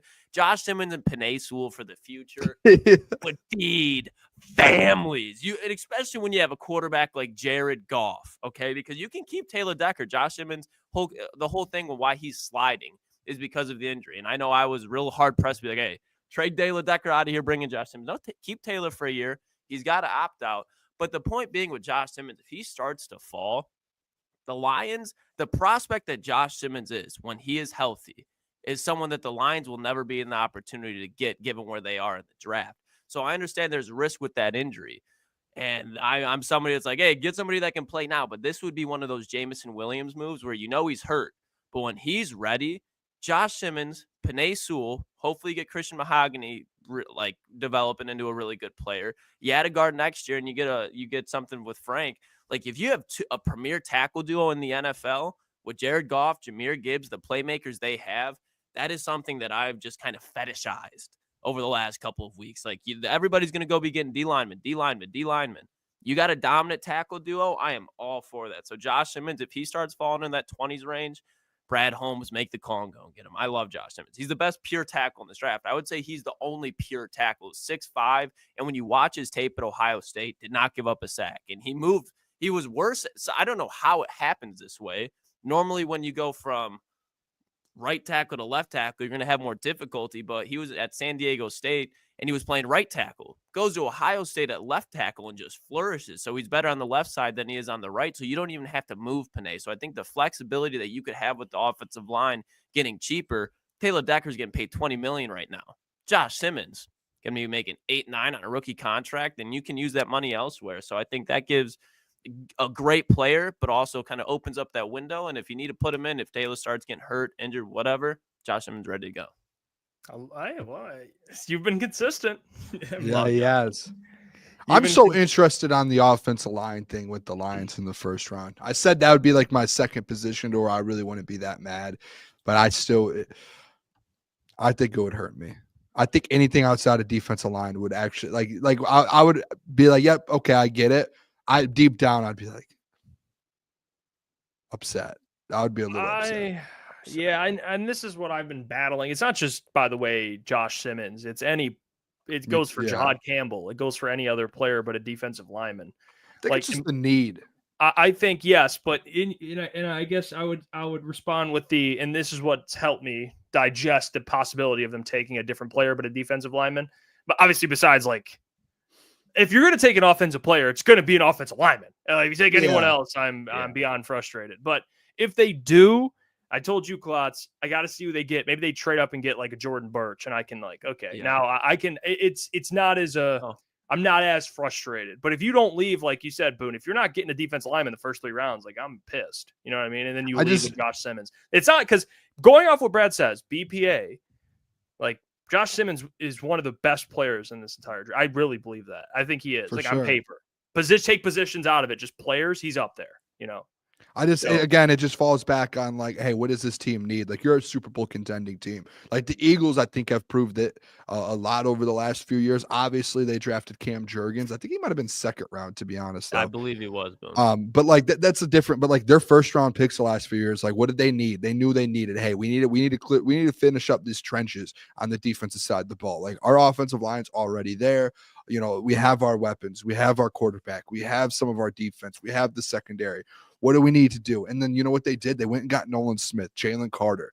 They went and added just a bunch of dudes in that interior and off the edge, defensive line wise. And it's in my mind, I'm so stuck on that's right where the Detroit Lions are. People are hey, Lions should have won the Super Bowl. I agree, but this is where the Eagles were 3 or 4 years ago when they were kind of getting to that point to where they were getting to that Super Bowl. They were getting to this, the Super Bowl win over the Chiefs. Where it's I just want that defensive lineman. That's where it's this is what needs to be built right now. And you see the Eagles, what did they do? Cam Jurgens in the second.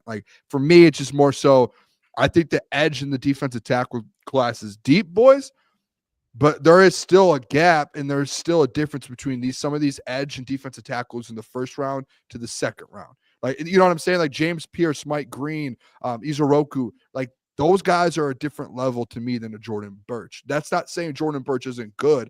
That's He's just saying No, that's just, but you know what I'm saying? Like, that's just me saying those guys are going to come in and they're going to make an impact right away. Jordan and Birch are still like, hey, how big of an impact? Like, there's that question with it.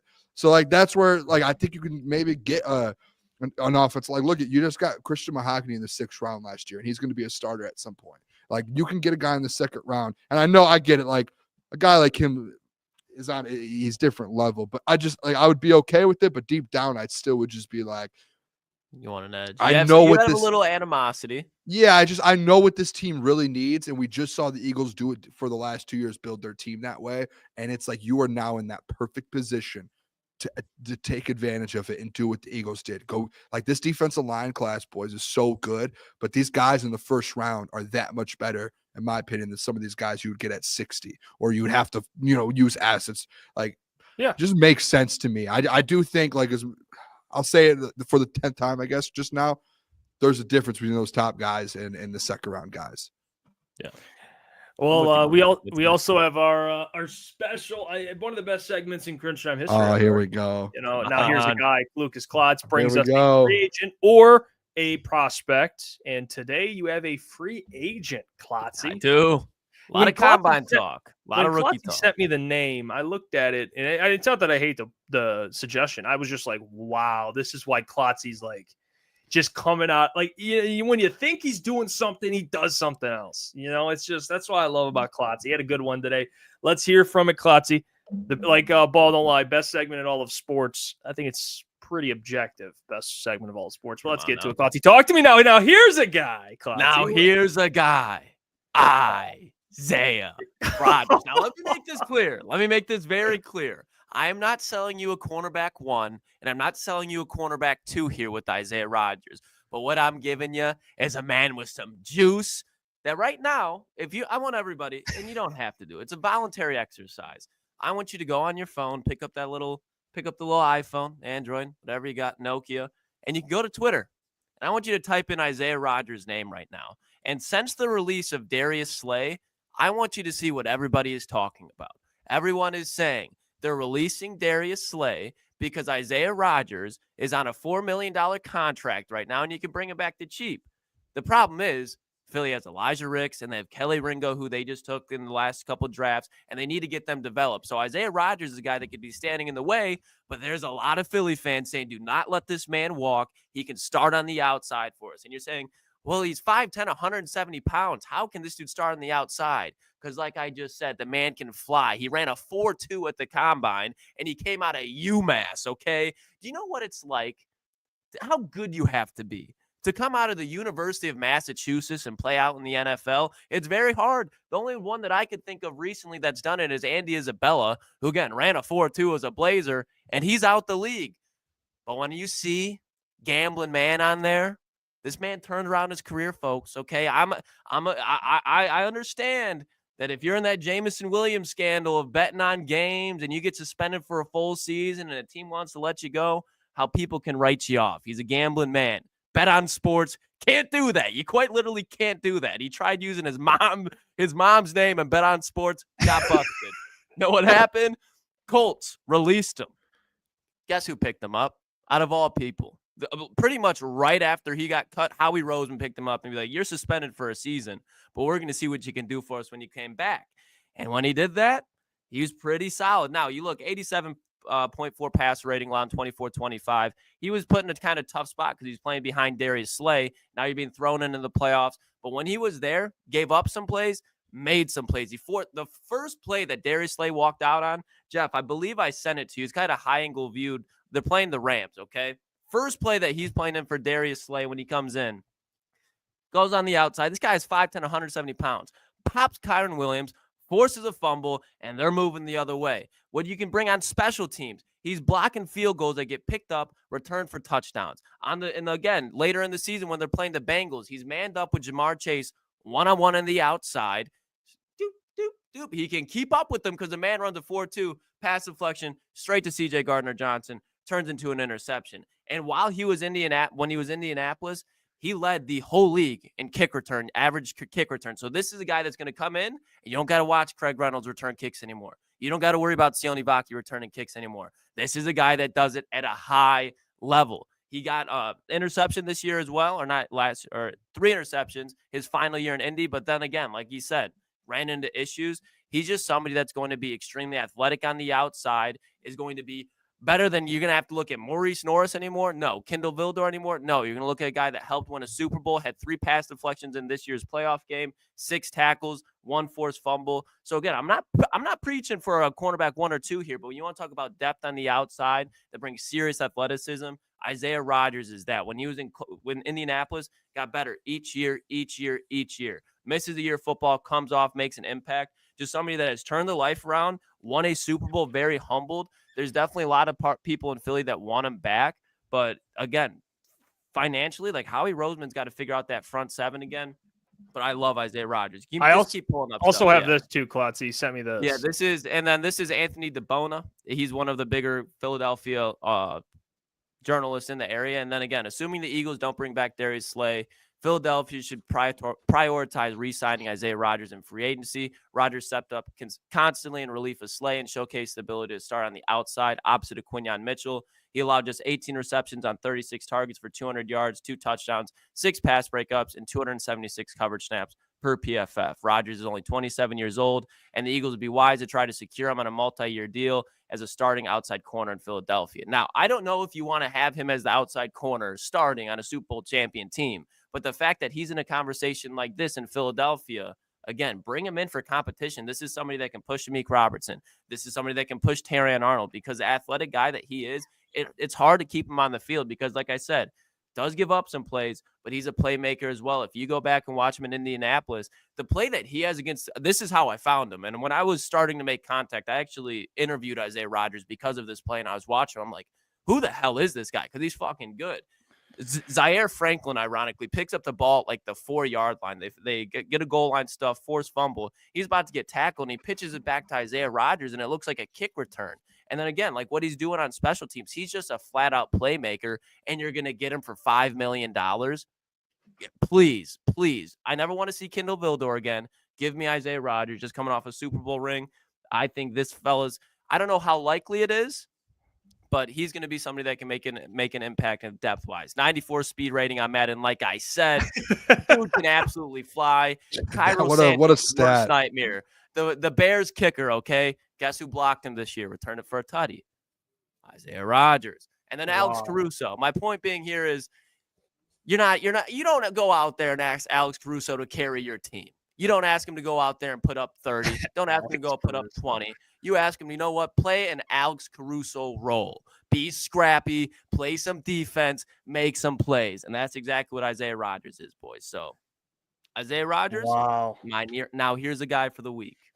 Yeah, you know what, Klotz, I mean, I like that. This is what I'm here. This is why I'm front row for this. Yeah, I want names like come out of nowhere, like Isaiah Rodgers. Like, I mean, this, you could have easily been like, oh, guys, here's his defensive lineman. This is why you should get him. Like Isaiah Rodgers, and then you put 94 speed rating in Madden. If you want to like see Isaiah Rodgers, go back and watch his last year in Indianapolis, because he was really coming along. What I like about this is like Klotzy didn't bring us a starter. He said, let me go find you a guy who can play special teams, who can be, you know the first thing I'm thinking of right now? Kindle Vildor. Your time's up. It's Isaiah Rodgers' time. That's what I think. But honestly, and like even that's my first thought. Like at Ennis Rakestraw, if you want to play like Isaiah Rodgers was the 3rd string corner in Philadelphia, and you want to be the 3rd string corner in Detroit, you got to earn it, type of thing. Yeah, he gets it, man. He's a pro. Besides obviously the gambling suspension, but besides that, he's a pro. I feel like that is a thing where Dan and them would be like, yeah, we're good. But I don't know though, because they did let go of who was it on the Lions? There was like Moore. Yeah, they brought him back, didn't they? I don't think they might have, but I think they cut him after. I think he came a little and then he was gone. Like all the guys, there was multiple guys in the Lions. I guess JMO. I guess JMO did the same thing. So if you're good, you can get away with a little more. I guess. I mean, and Isaiah Rodgers played pretty well on a Super Bowl team, so yeah, it's a pretty good pitch right there. I love. He knows what it takes. He's got that. He's got that side of where he's seen it before. He's Kindle Vildor, who, I mean, the man hasn't seen much. No disrespect to Kindle. This guy's got heart, Klotz. This guy's got heart. Telling you. That's what I respect about this. By He's the got way, heart. I just want to throw this out there. I put two bets in today, a Red Wings parlay and then like a normal parlay. Both parlays right now are leaning on DeBrincat to get one more shot on goal. He needs 2, and he's got 1. The man gets like 6 a game. Sorry, I just had to throw that out there. That happened to me too with the Unbelievable. Yeah. It's like the only game he's not going to have 2. I guess maybe he can get it here, but the only game he's at 1, I both of my bet. I thought it was like the safest bet of the night to DeBrincat 2 shots on goal. I was wrong. I wanted to get into this conversation at some point today because, it does tie back to our show, of course, and it involves what happened today. Big news, an extension for Saquon Barkley, making him the highest paid running back. And he had a year left on his contract. He gets extended for 2 more years, so he's under contract for 3 years. He is now the highest paid running back. Like I said, he surpasses Christian McCaffrey, who was hurt all year after they gave him that extension. And Saquon Barkley now resets the market. And I think I think it's important to have these conversations, although it may be early. Very important. I think it's early, but this is what sports talk is about. It's foreshadowing. It's talking about things that haven't happened yet, getting ahead of things. And I think and how does it relate to the Lions? And I think this contract, you have to mention, like, what does this mean for a guy like Jahmyr, who at some point you're going to have a decision to make with him. You're going to have to make a decision after I guess you had the 5th year in, because a 5th year option, because he's a first round pick. But at some point, you're going to have to pay this man. And if he keeps trending the way he's trending, he's going to be a player, in my opinion, that's probably going to ask to reset the market. I think that's what he's going to ask. As it's always like Bijan, another one. Like those guys, it's going to be, in my opinion, kind of like Justin Jefferson, Jamar, where they're like battling to see who gets more. I think it'll be kind of like that. It's like 2 really good players. They're both like who can top who. Like, I don't think Jahmyr, when it's all said and done, especially a couple of years from now, will just be like, yeah, I'll just be top 5. Like, I think he's going to want a big payday. Sure. How does I want you can take this, Boone. You can go first. I'll go last on this. I'd love to get your guys' thoughts on this. How does it relate to Jahmyr? And I guess your reaction to the contract, him getting paid that much, I guess. I mean, both I think there's the biggest thing with it, and I put a tweet out today about it, and a lot of people commented saying, like, hey, the salary cap's going up, which does inflate some of these kind of markets. Like, you look at the wide receiver market going up. With Jamar Chase, it's going to happen. Like Justin Jefferson just signed, the biggest deal in wide receiver history, and then you're going to have Jamar Chase, reset that again. I think it's the same thing here with running backs. We saw for so long, and Jeff, this is like the argument that you make all the time, to where you can get a running back in the 2nd, 3rd, 4th round or in the draft that can replace certain guys. And you really saw like what's the word I'm looking, like the devalue of running backs over the last 5 or 6 years. In the last, like, probably 12 months, we saw last year, like, the running backs had that meeting, and then it came back where all these running backs started getting paid, to where they like, hey, we got to set a tone here a little bit. And I think that's kind of like the Saquon deal right now, $20+ million. And I think, Jeff, and you may disagree or agree on this, I just think with a guy like Saquon Barkley getting $20 million, there's just a different tier of playmakers here. And you're talking about the Saquon, Christian McCaffrey, Jahmyr Gibbs, even Derrick Henry. I know Derrick Henry's not like, out of the backfield catching the balls, but just how good he is, that level to where it's like he is a game wrecker. He'll wreck. And you saw it with the Ravens this year. They looked like a different team, even though they didn't give him the rock down the stretch, just like they did last year with their running backs. But like those types of level guys, they're going to get that much money. And they, like, to me, it's worth the money because they are producing for you. Now, there are other guys where it's like 15, 16, 17 million. And you're like, why are they getting this much money? They're just doing what an average running back could do out of the 2nd round. I think Jahmyr in the next 2 years, I tweeted it, the man's he's going to reset the market. You saw Saquon do it today, $20 million a year, the biggest in NFL history. In 2 years, when the extensions due, boys, Jahmyr's going to get that money. And that's not a guy that you move on from. You just don't. Like, that's a generational type running back.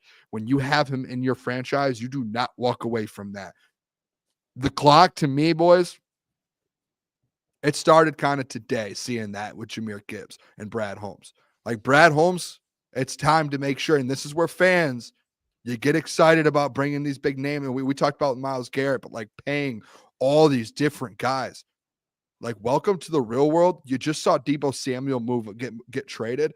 I'll tell you what, it wasn't because they didn't want Deebo. It was because they couldn't pay Deebo. They couldn't afford it because they're about to pay Brock Purdy.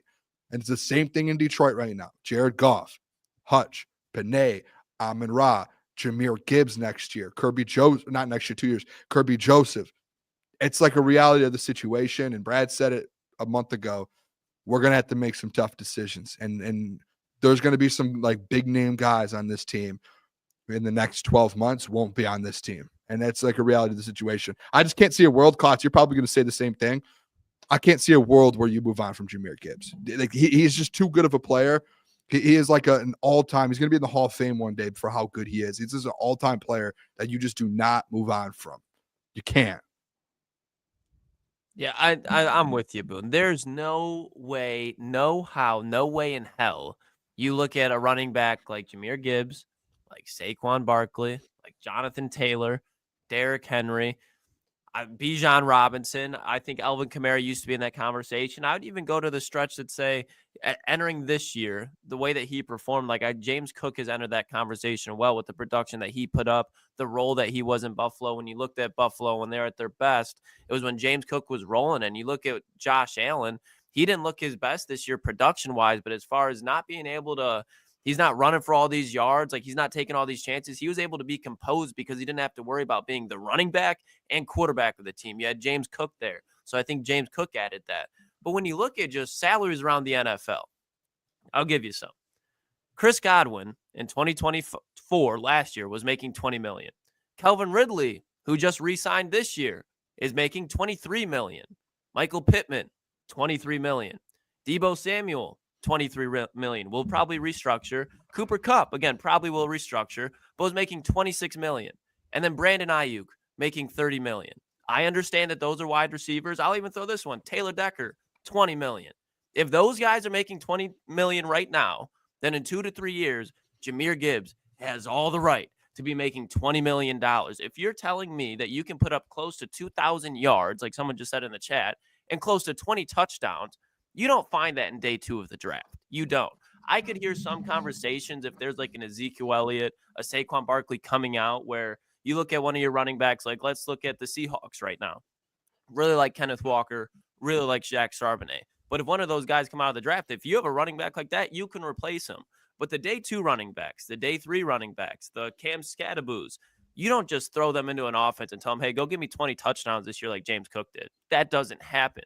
So I could understand for the Aaron Jones of the world. But when you have a running back who can put up those type of numbers, if you have an offensive player in general who puts up those type of numbers, I don't think you look at the position and be like, you know what? He's a tight end. He's a running back. He's a wide receiver. He's a yada, yada, yada. We can find one in the draft because there's some players that you just simply can't. If you were to let go of a Jahmyr Gibbs, Bijan Robinson, one of those type of running backs, you're just going to be chasing them at that spot for the rest of that franchise history. Like you don't let those players walk out of there. Yeah. This is where I'm at with it. And I've said this before when it comes to, the whole like paying running backs. I know we get into it with the first round stuff, and I'm still like, if I'm a team, especially we had this discussion with like the Cowboys, like I don't believe the Cowboys should draft Ashton Genty. I think they should take like a Matthew Golden and then get a very good running back, like maybe Travion Henderson. He's probably a first round pick, but that's kind of my ideology. Is I'm not a huge fan of drafting running backs in the first round, but when it comes to paying guys, I think there are players that are the exception. I think that can be something, right? That's like you guys mentioned, Saquon, clearly a terrific player. He got I think 300 and something touches on the year. So there's players that are, just big time superstars for their given team, especially a winning team like the Eagles who just won the Super Bowl, or a Christian McCaffrey who, is their best player all the way to a Super Bowl run. And I think Jahmyr Gibbs has that potential. I think the big thing when it comes to paying running backs, because you see now it's just because a guy runs for 1,000 yards doesn't mean he's special. I think half the league, and it would have been over if Chase Brown had like 10 extra yards. I think he ran for 990. And if Christian McCaffrey was healthy, but about half the league ran for 1,000 yards. Jahmyr obviously is not like every running back. So I get that. He's not like a Kenneth Walker. He's one of the best running backs in the league. I think what the Lions have to take into consideration, and this is always what I've said about running backs, is when you start paying positions and start paying players, I think Jahmyr, like I said, can be the exception, but typically I'm looking at a ton of other positions besides running back. And I think Jahmyr, with his talent, you can make the argument that he should be higher on that list because of the player. But the position, I still think quarterback, if you have a really good quarterback, you got to pay him. If you have a really good tackle, you got to pay him. Really good wide receiver, you got to pay him. Really good defensive tackle, I forgot to say that, you got to pay him. You know, a really good wide receiver, I already said wide receiver, but corner, you got to pay that guy. You know, and then you get to other positions like running back, you know, which you can make that argument with like safety and linebacker and all these other things. And the Lions obviously have to pay both safeties. So if the Lions are going to have to, you know, and you have time to answer that question, I think that's what the Lions have going for them. Like, for example, the Eagles, on the other hand, had the team. They needed the cherry on top, which was Saquon Barkley, essentially. They signed him in free agency. The Lions are it's the opposite. You already have Jahmyr. Now you're building your team out while he's on his rookie deal. But when that time comes, I think it's hard to answer it right now because by the time he will get paid, he will have probably 1,500 touches. You know, think about that, 1,500 touches. And I'm talking, I did the math on averaging his catches for the next 3 more years and touches. Yeah, I mean, or carries. He had 250 carries, which was like top 11, by the way. He doesn't get it he's not like a top 5 carry guy. And I think keeping him healthy with David helps him. But right now, I can't sit up here and say, don't pay him because I have to see now. You'll see in year 4 and year 5, if that durability you start questioning that durability, I'm out. I don't think you should pay guys that aren't as durable. Now, Jahmyr's played in a majority of his games, but that's the biggest thing when it comes to paying running backs is like just staying healthy. You know, you not that I'm comparing the players, but teams have made this mistake where you pay guys and they just fall apart. Their body just falls apart. We've seen it happen with Zeke. We've seen it happen with Todd Gurley. We've seen it happen with Le'Veon Bell, even though he took a year off. And again, I'm not comparing the player. I'm just saying you pay a guy and he just falls apart, his body. Right. And I think that's the biggest question mark when it comes to running backs is like, you know, when Jahmyr gets to that point, you give him a big deal. You just have to hope with any running back, they just stay healthy, especially that position. I mean, it's not like wide receiver. They get a ton of touches. So that's why it's going to be difficult. They have plenty of time to make that decision. I do think too, like, and I get your point. Like, hey, the touches, he's going to have 1,500 touches by the time the contract is due, like in 4 or 5, whenever that comes, because he does have his 5th-year option. The extension probably comes year 4, right? At the end of it. Yeah, probably year 4. Like right now though, like you look at Saquon and this is like a prime example to where like you can, like, I think you guys like, and I'm with you, Jeff, on drafting running backs in the 1st round if they're just like, depending on how you're building your roster. Like, I think there's a caveat to it. I do think, though, there are guys, and I'll stay with this forever, where I agree with your point, but I do think there's the outlier of guys like Saquon and Jahmyr and even Christian McCaffrey. I know he's been hurt, but you even saw when he was healthy for that full year, the 49ers, I think he won offensive player of the year, but like going to the Super Bowl with them and like what he did for that football team. And I know they didn't win it, but then you see the next year, oh, what happens with Saquon? Offensive player of the year season, wins the Super Bowl, and they're right there. And you kind of see the effect of a running back at that level. And I think it's very rare. Like, I think there's 2 or 3 running backs in the league right now that are at that level. And maybe you might, like, I don't know if Ashton Gentry will get there. You have to wait and see. But when those guys hit, you're like, this is a guy you can't walk away from. And even like Saquon, Jeff, like to the point with the touches, like, all right, Jahmyr has 1,500 when that contract's due. Saquon's over 2,000 touches in his career right now. Like, and he just had one of the best seasons of all time as a running back.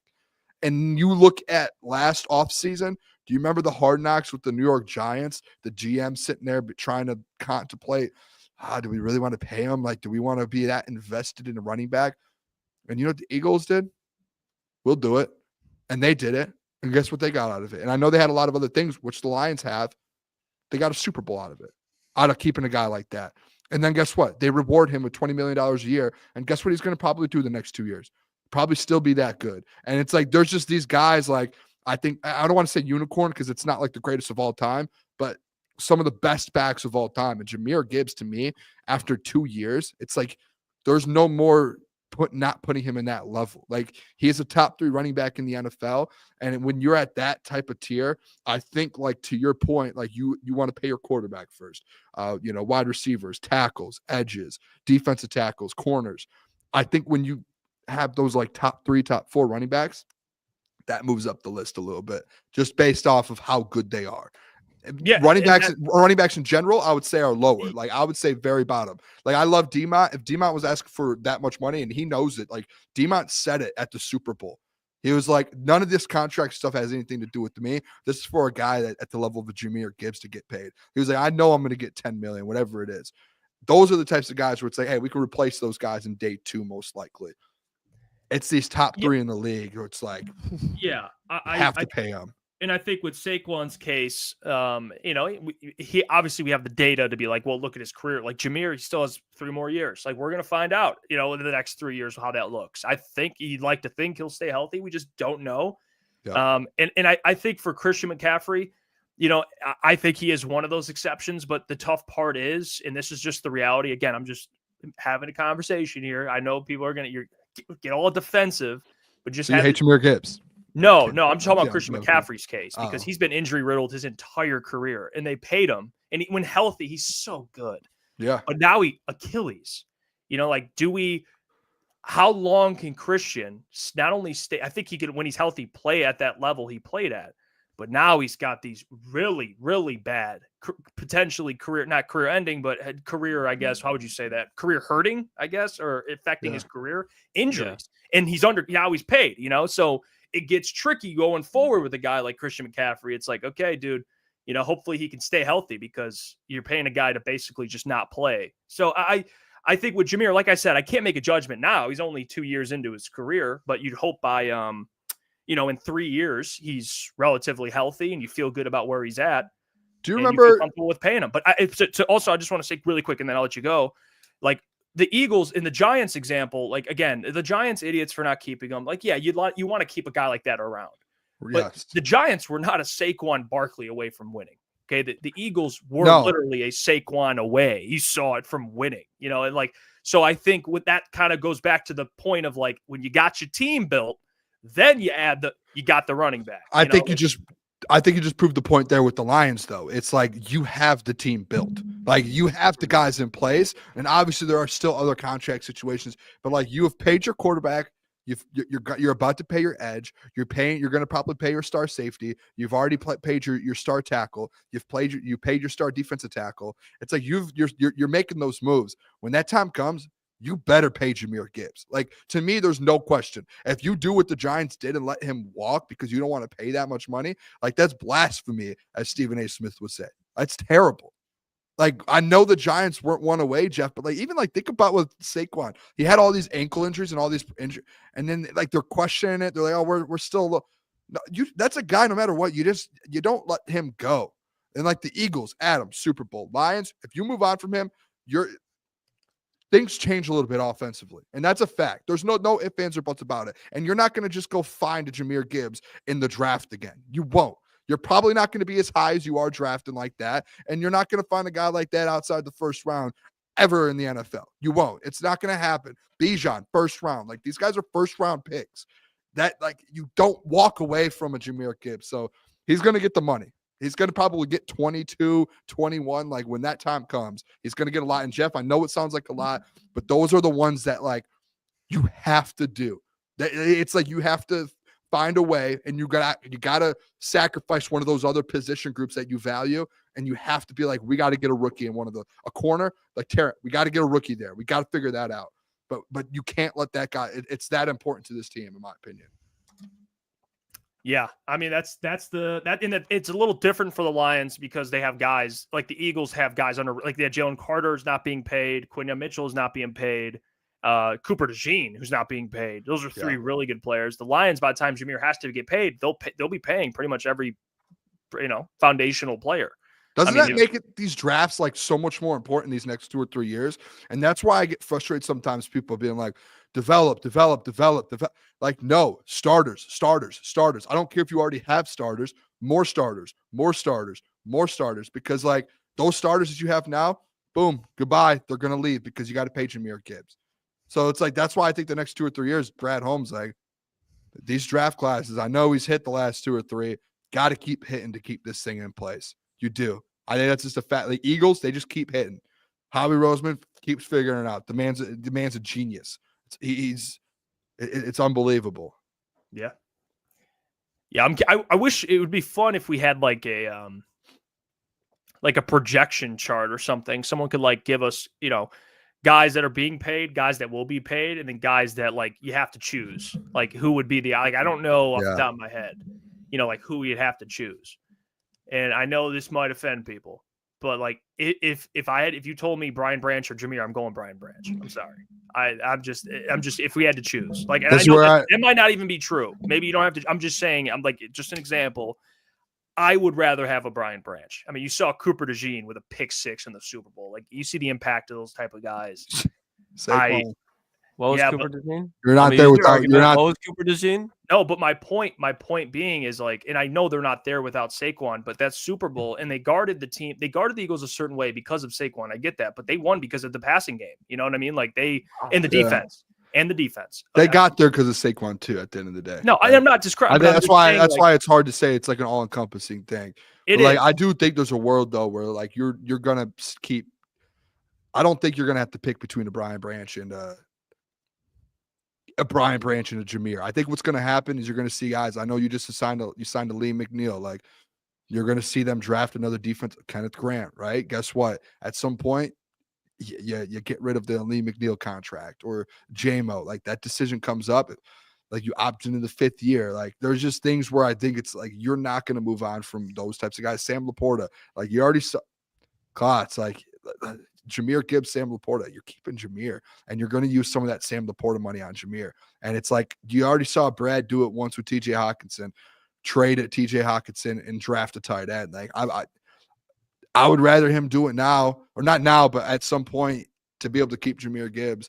Then like, I think there was a lot of different moves than to walk away from some of your all-pro guys like Kirby, Brian, Jahmyr, Amon-Ra, Panay. So I do. You're gonna have to work. He's gonna have to work it, dude. Some of these guys in the NFL, these GMs, they find a way to do it. I saw a thing. Who says that? I think Mike Valenti says it all the time. NFL cap space just isn't real. Like it's not. Like it's non-existent. Teams figure out ways all the time to finagle the situations. Finagle, great word. Yeah, you better. Thank you. You better. Whoever that is, teach the Browns that because they can't seem to figure out they're just Oh. cap hell. And the cap's real for them because they've really dug their Deshaun Watson cap situation there.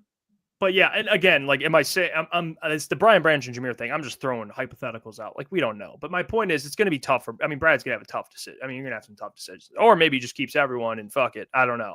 But judging how he's drafting, he's so good at drafting.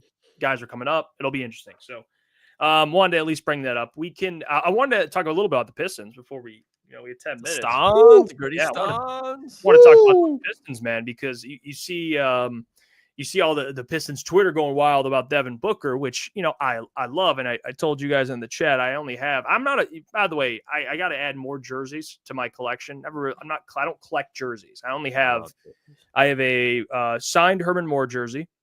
Right. I have a LeBron James jersey. I have a Killian Hayes jersey. Which I can't get. It was a gift. I got to keep it. It's tough. You could easily have gotten rid of it by now. No, but my lady got it for me. So at the time, I got it. Respect. Anyway, and then I have Devin Booker jersey. I only have like 4 jerseys. So when it comes to like adding a player like that, and I see Shift God, Killian Hayes. I mean, the Pistons are going to have an interesting summer because they're a good team. I mean, they're a good team with these young players. They're playing well. I mean, you have JB Bickerstaff. He just won Coach of the Month, which is huge. And they're fun to watch, and they're winning games, and they have this really exciting young core, which like people are fired up about.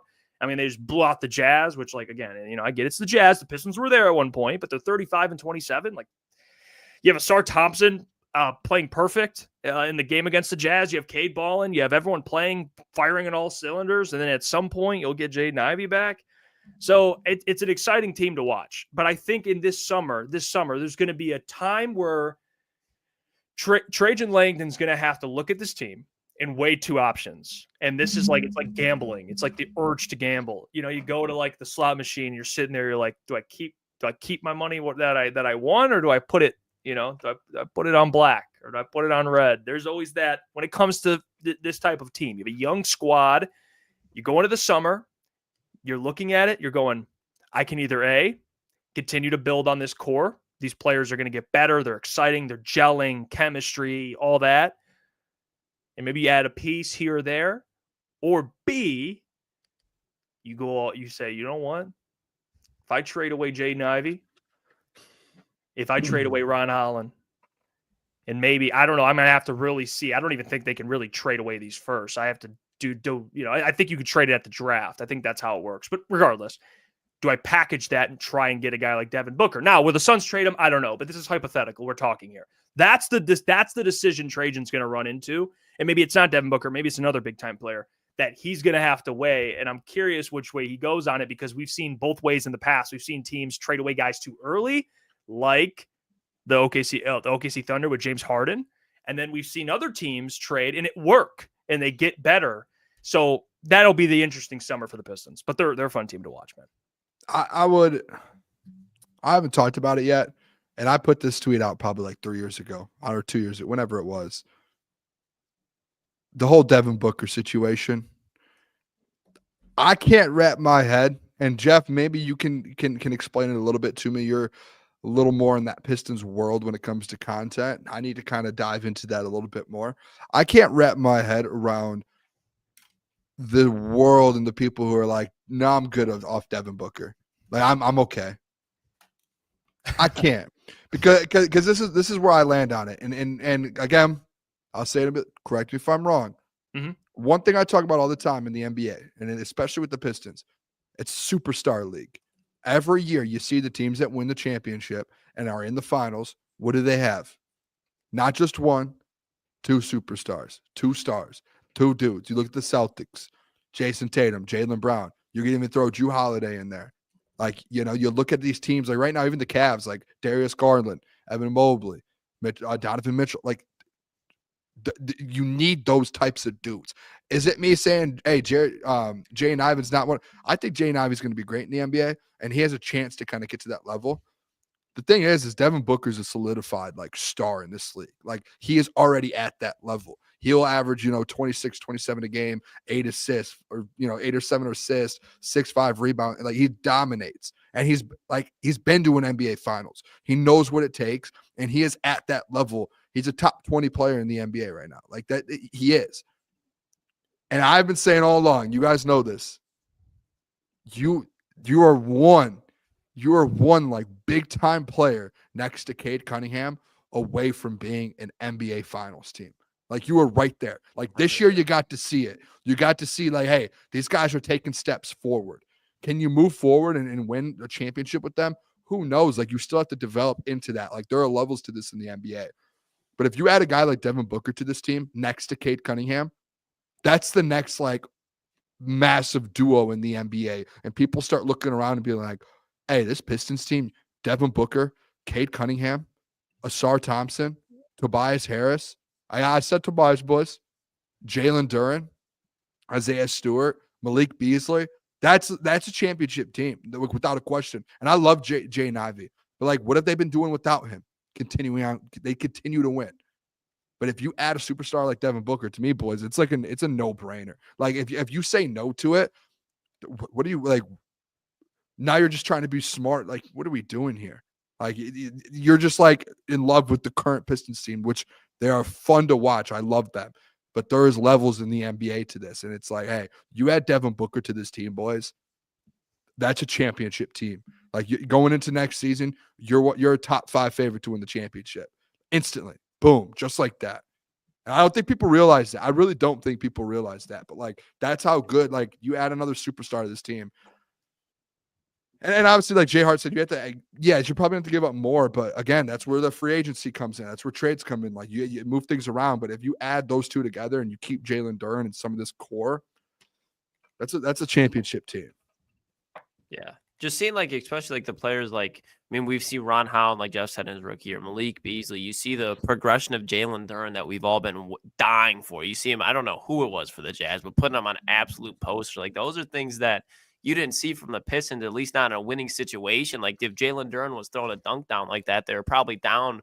It was one of those like, and Chris Paul, bang, cuts the lead to 40. It'd be like one of those situations where it's like too little, too late. But now you're seeing Isaiah Stewart even. I mean, he's been a vet on this team. He's getting better. So just seeing the progression of this team, like, you know that they're legit. It's not just kind of a month spree where they got hot and now they're looking good. But this Piston team, I think, maybe not title contenders this year, but this is not a team that you could just go into a series and like putting your head down like, hey, it's the Detroit Pistons. Like, no, this team will smack in your mouth. And you know, I hate people. Sorry, Jeff. I did just it was a Tyler in the chat. He like saying like Devin Booker's not a gritty player. Like, what are you talking about? Did you watch Devin Booker and his run to the finals? Like, lead a team to the NBA finals? Like, what are you doing? Like, come on now. I think honestly, if you think Booker right now isn't that, I think it's just because he's playing with Kevin Durant. If I'm just being quite frank with you, I think it's the team he's on, because we saw him before all these superstars got there, how he was playing. Like, he was playing with a chip on his shoulder and took a young team to the NBA finals. They put him up next to with Cade. It's. I think, who is stopping that duo? I don't think there's a team in the NBA who could. No, I think Booker, what he did with Chris Paul, I think he loved having a guy like Chris Paul with him. Not that Cade is Chris Paul exactly the way they play, but a guy like that who could make plays, makes everyone else better. I think Booker would benefit from that greatly. So I love it. I'm on board with it. I love D-Book. He's one of my favorite players, besides obviously LeBron, who I tend to fight with you about Klotz a lot. But you know, I think he's a great option. Now, what's interesting is not just the Pistons, but for the NBA with these aprons they have. Like, the aprons makes everything super weird with teams. Like, teams can't be as aggressive as they used to be. Not that the Pistons fall into this right now, but like down the line, that's what GMs constantly have to think, because the NBA is super strict right now. Like, you can't, it's not like you can be like a rich organization that just pays off all, like the Warriors did actually, and they just kept winning. They penalize you pretty hard. And if you, between Cade and Devin Booker, it's $100 million in salary, which to me, I'm like, you have guys making 70 that are going to make 70, and you'll pay those two. I think it's time to pay some money. I think it's time, like, you pay the money. You go get a second. No, you pay the money, but you do it. Yes, I agree with that. But you have to avoid being penalized, which the Pistons aren't close to that right now. It's just like they haven't really spent money at all. Cade's going to get, obviously, he got his contract. You can go, like, it's just like you see teams around, like the Celtics, to me, is just such a prime example. Like, they pay Jaylen Brown, Jason Tatum, Drew Holiday. Like, if you can go, if teams like that can pay those types of dudes, you're telling me the Pistons can't pay their guys, like the guys that they currently have, and then also bring in like a Devin Booker. I feel like it's kind of just an excuse, but it's like you can find a way to get that done. You really can. And obviously, you have to wait for Devin Booker to be like, I want out of Phoenix. But like, dude, if you have Cade as your one and Booker coming in at your two, and then you're able to kind of just build off that. Ron Holland is Sar, and then like, dude, I can't see a world like, dude, that's like a dream, honestly. Like that would be literally, we would go into next season is like a top 5 favorite to win the championship. Is the Pit. Like that's especially you got that close. I don't see the West, as far as being the power conference, stopping anytime soon. Like, you look at just where all like the pure superstars are outside of Giannis. I mean, trying to think of guys in these. I mean, you could throw Cade in there too eventually, but you think of like the premier players, they're in the West. So that's kind of another advantage, that if the Pistons can just get like just a squad, a starting solid 5 to go along with Cade Cunningham, and then okay, now you're adding in Devin Booker. Like, that's on paper, that is probably the best roster in the East. Like, Darius Garland, Donovan Mitchell, Evan Mobley, that's fine. Like, okay. But when Cade's going to be better than Garland, Devin Booker's already better than Donovan Mitchell, and Duren, I understand, isn't probably to Mobley's level yet, but he's got all the potential to be. Dude, what's crazy too, and I think Caleb was a guy, I think he did a video. Do you guys watch Caleb? I think he was someone who said, don't give me Booker. I like the young talent on our team. Yeah. I think there are people who are just a little like too, and it's like this in any franchise. If you're a fan of the team, you get really attached to guys, which is fair. Like, I think that's fair. But like, you have to open up the window and like don't get it to cut the umbilical cord off a little bit, take a step back and be like, okay, let's be realistic. Can we upgrade? Devin Booker, yeah, that's an upgrade depending on who you get rid of. And we all know that. And if you want to win a championship now, and these guys are starting to get into their primes, you make the move. Like, don't be so attached to players. Every single one of these players isn't going to be a superstar. So if you can get a superstar for one of these guys where you're like, hey, I don't think he's going to get to that level, you do it, especially if he's young and he still has the potential to get there. That's more attractive to the Suns to see that and be like, okay, we can make that move. Like, I just think there's such people in the city right now a little too attached to some of these guys because you could be a championship favorite. Like you can, like NBA Finals next year if you make that move. All right, let's get out of here. Appreciate you all. As always, tomorrow will be the doc. We appreciate Scott Yes. breaking down the draft for us. Love Let's you go. all. Appreciate we got Mike Reed dropping a 50 bomb on the fellas. John Lord becoming a Crunch member, and Amadius for the $10. We appreciate you as well, brother. We will catch you all tomorrow. Have a great rest of your night. Peace. See you. Peace. Meow.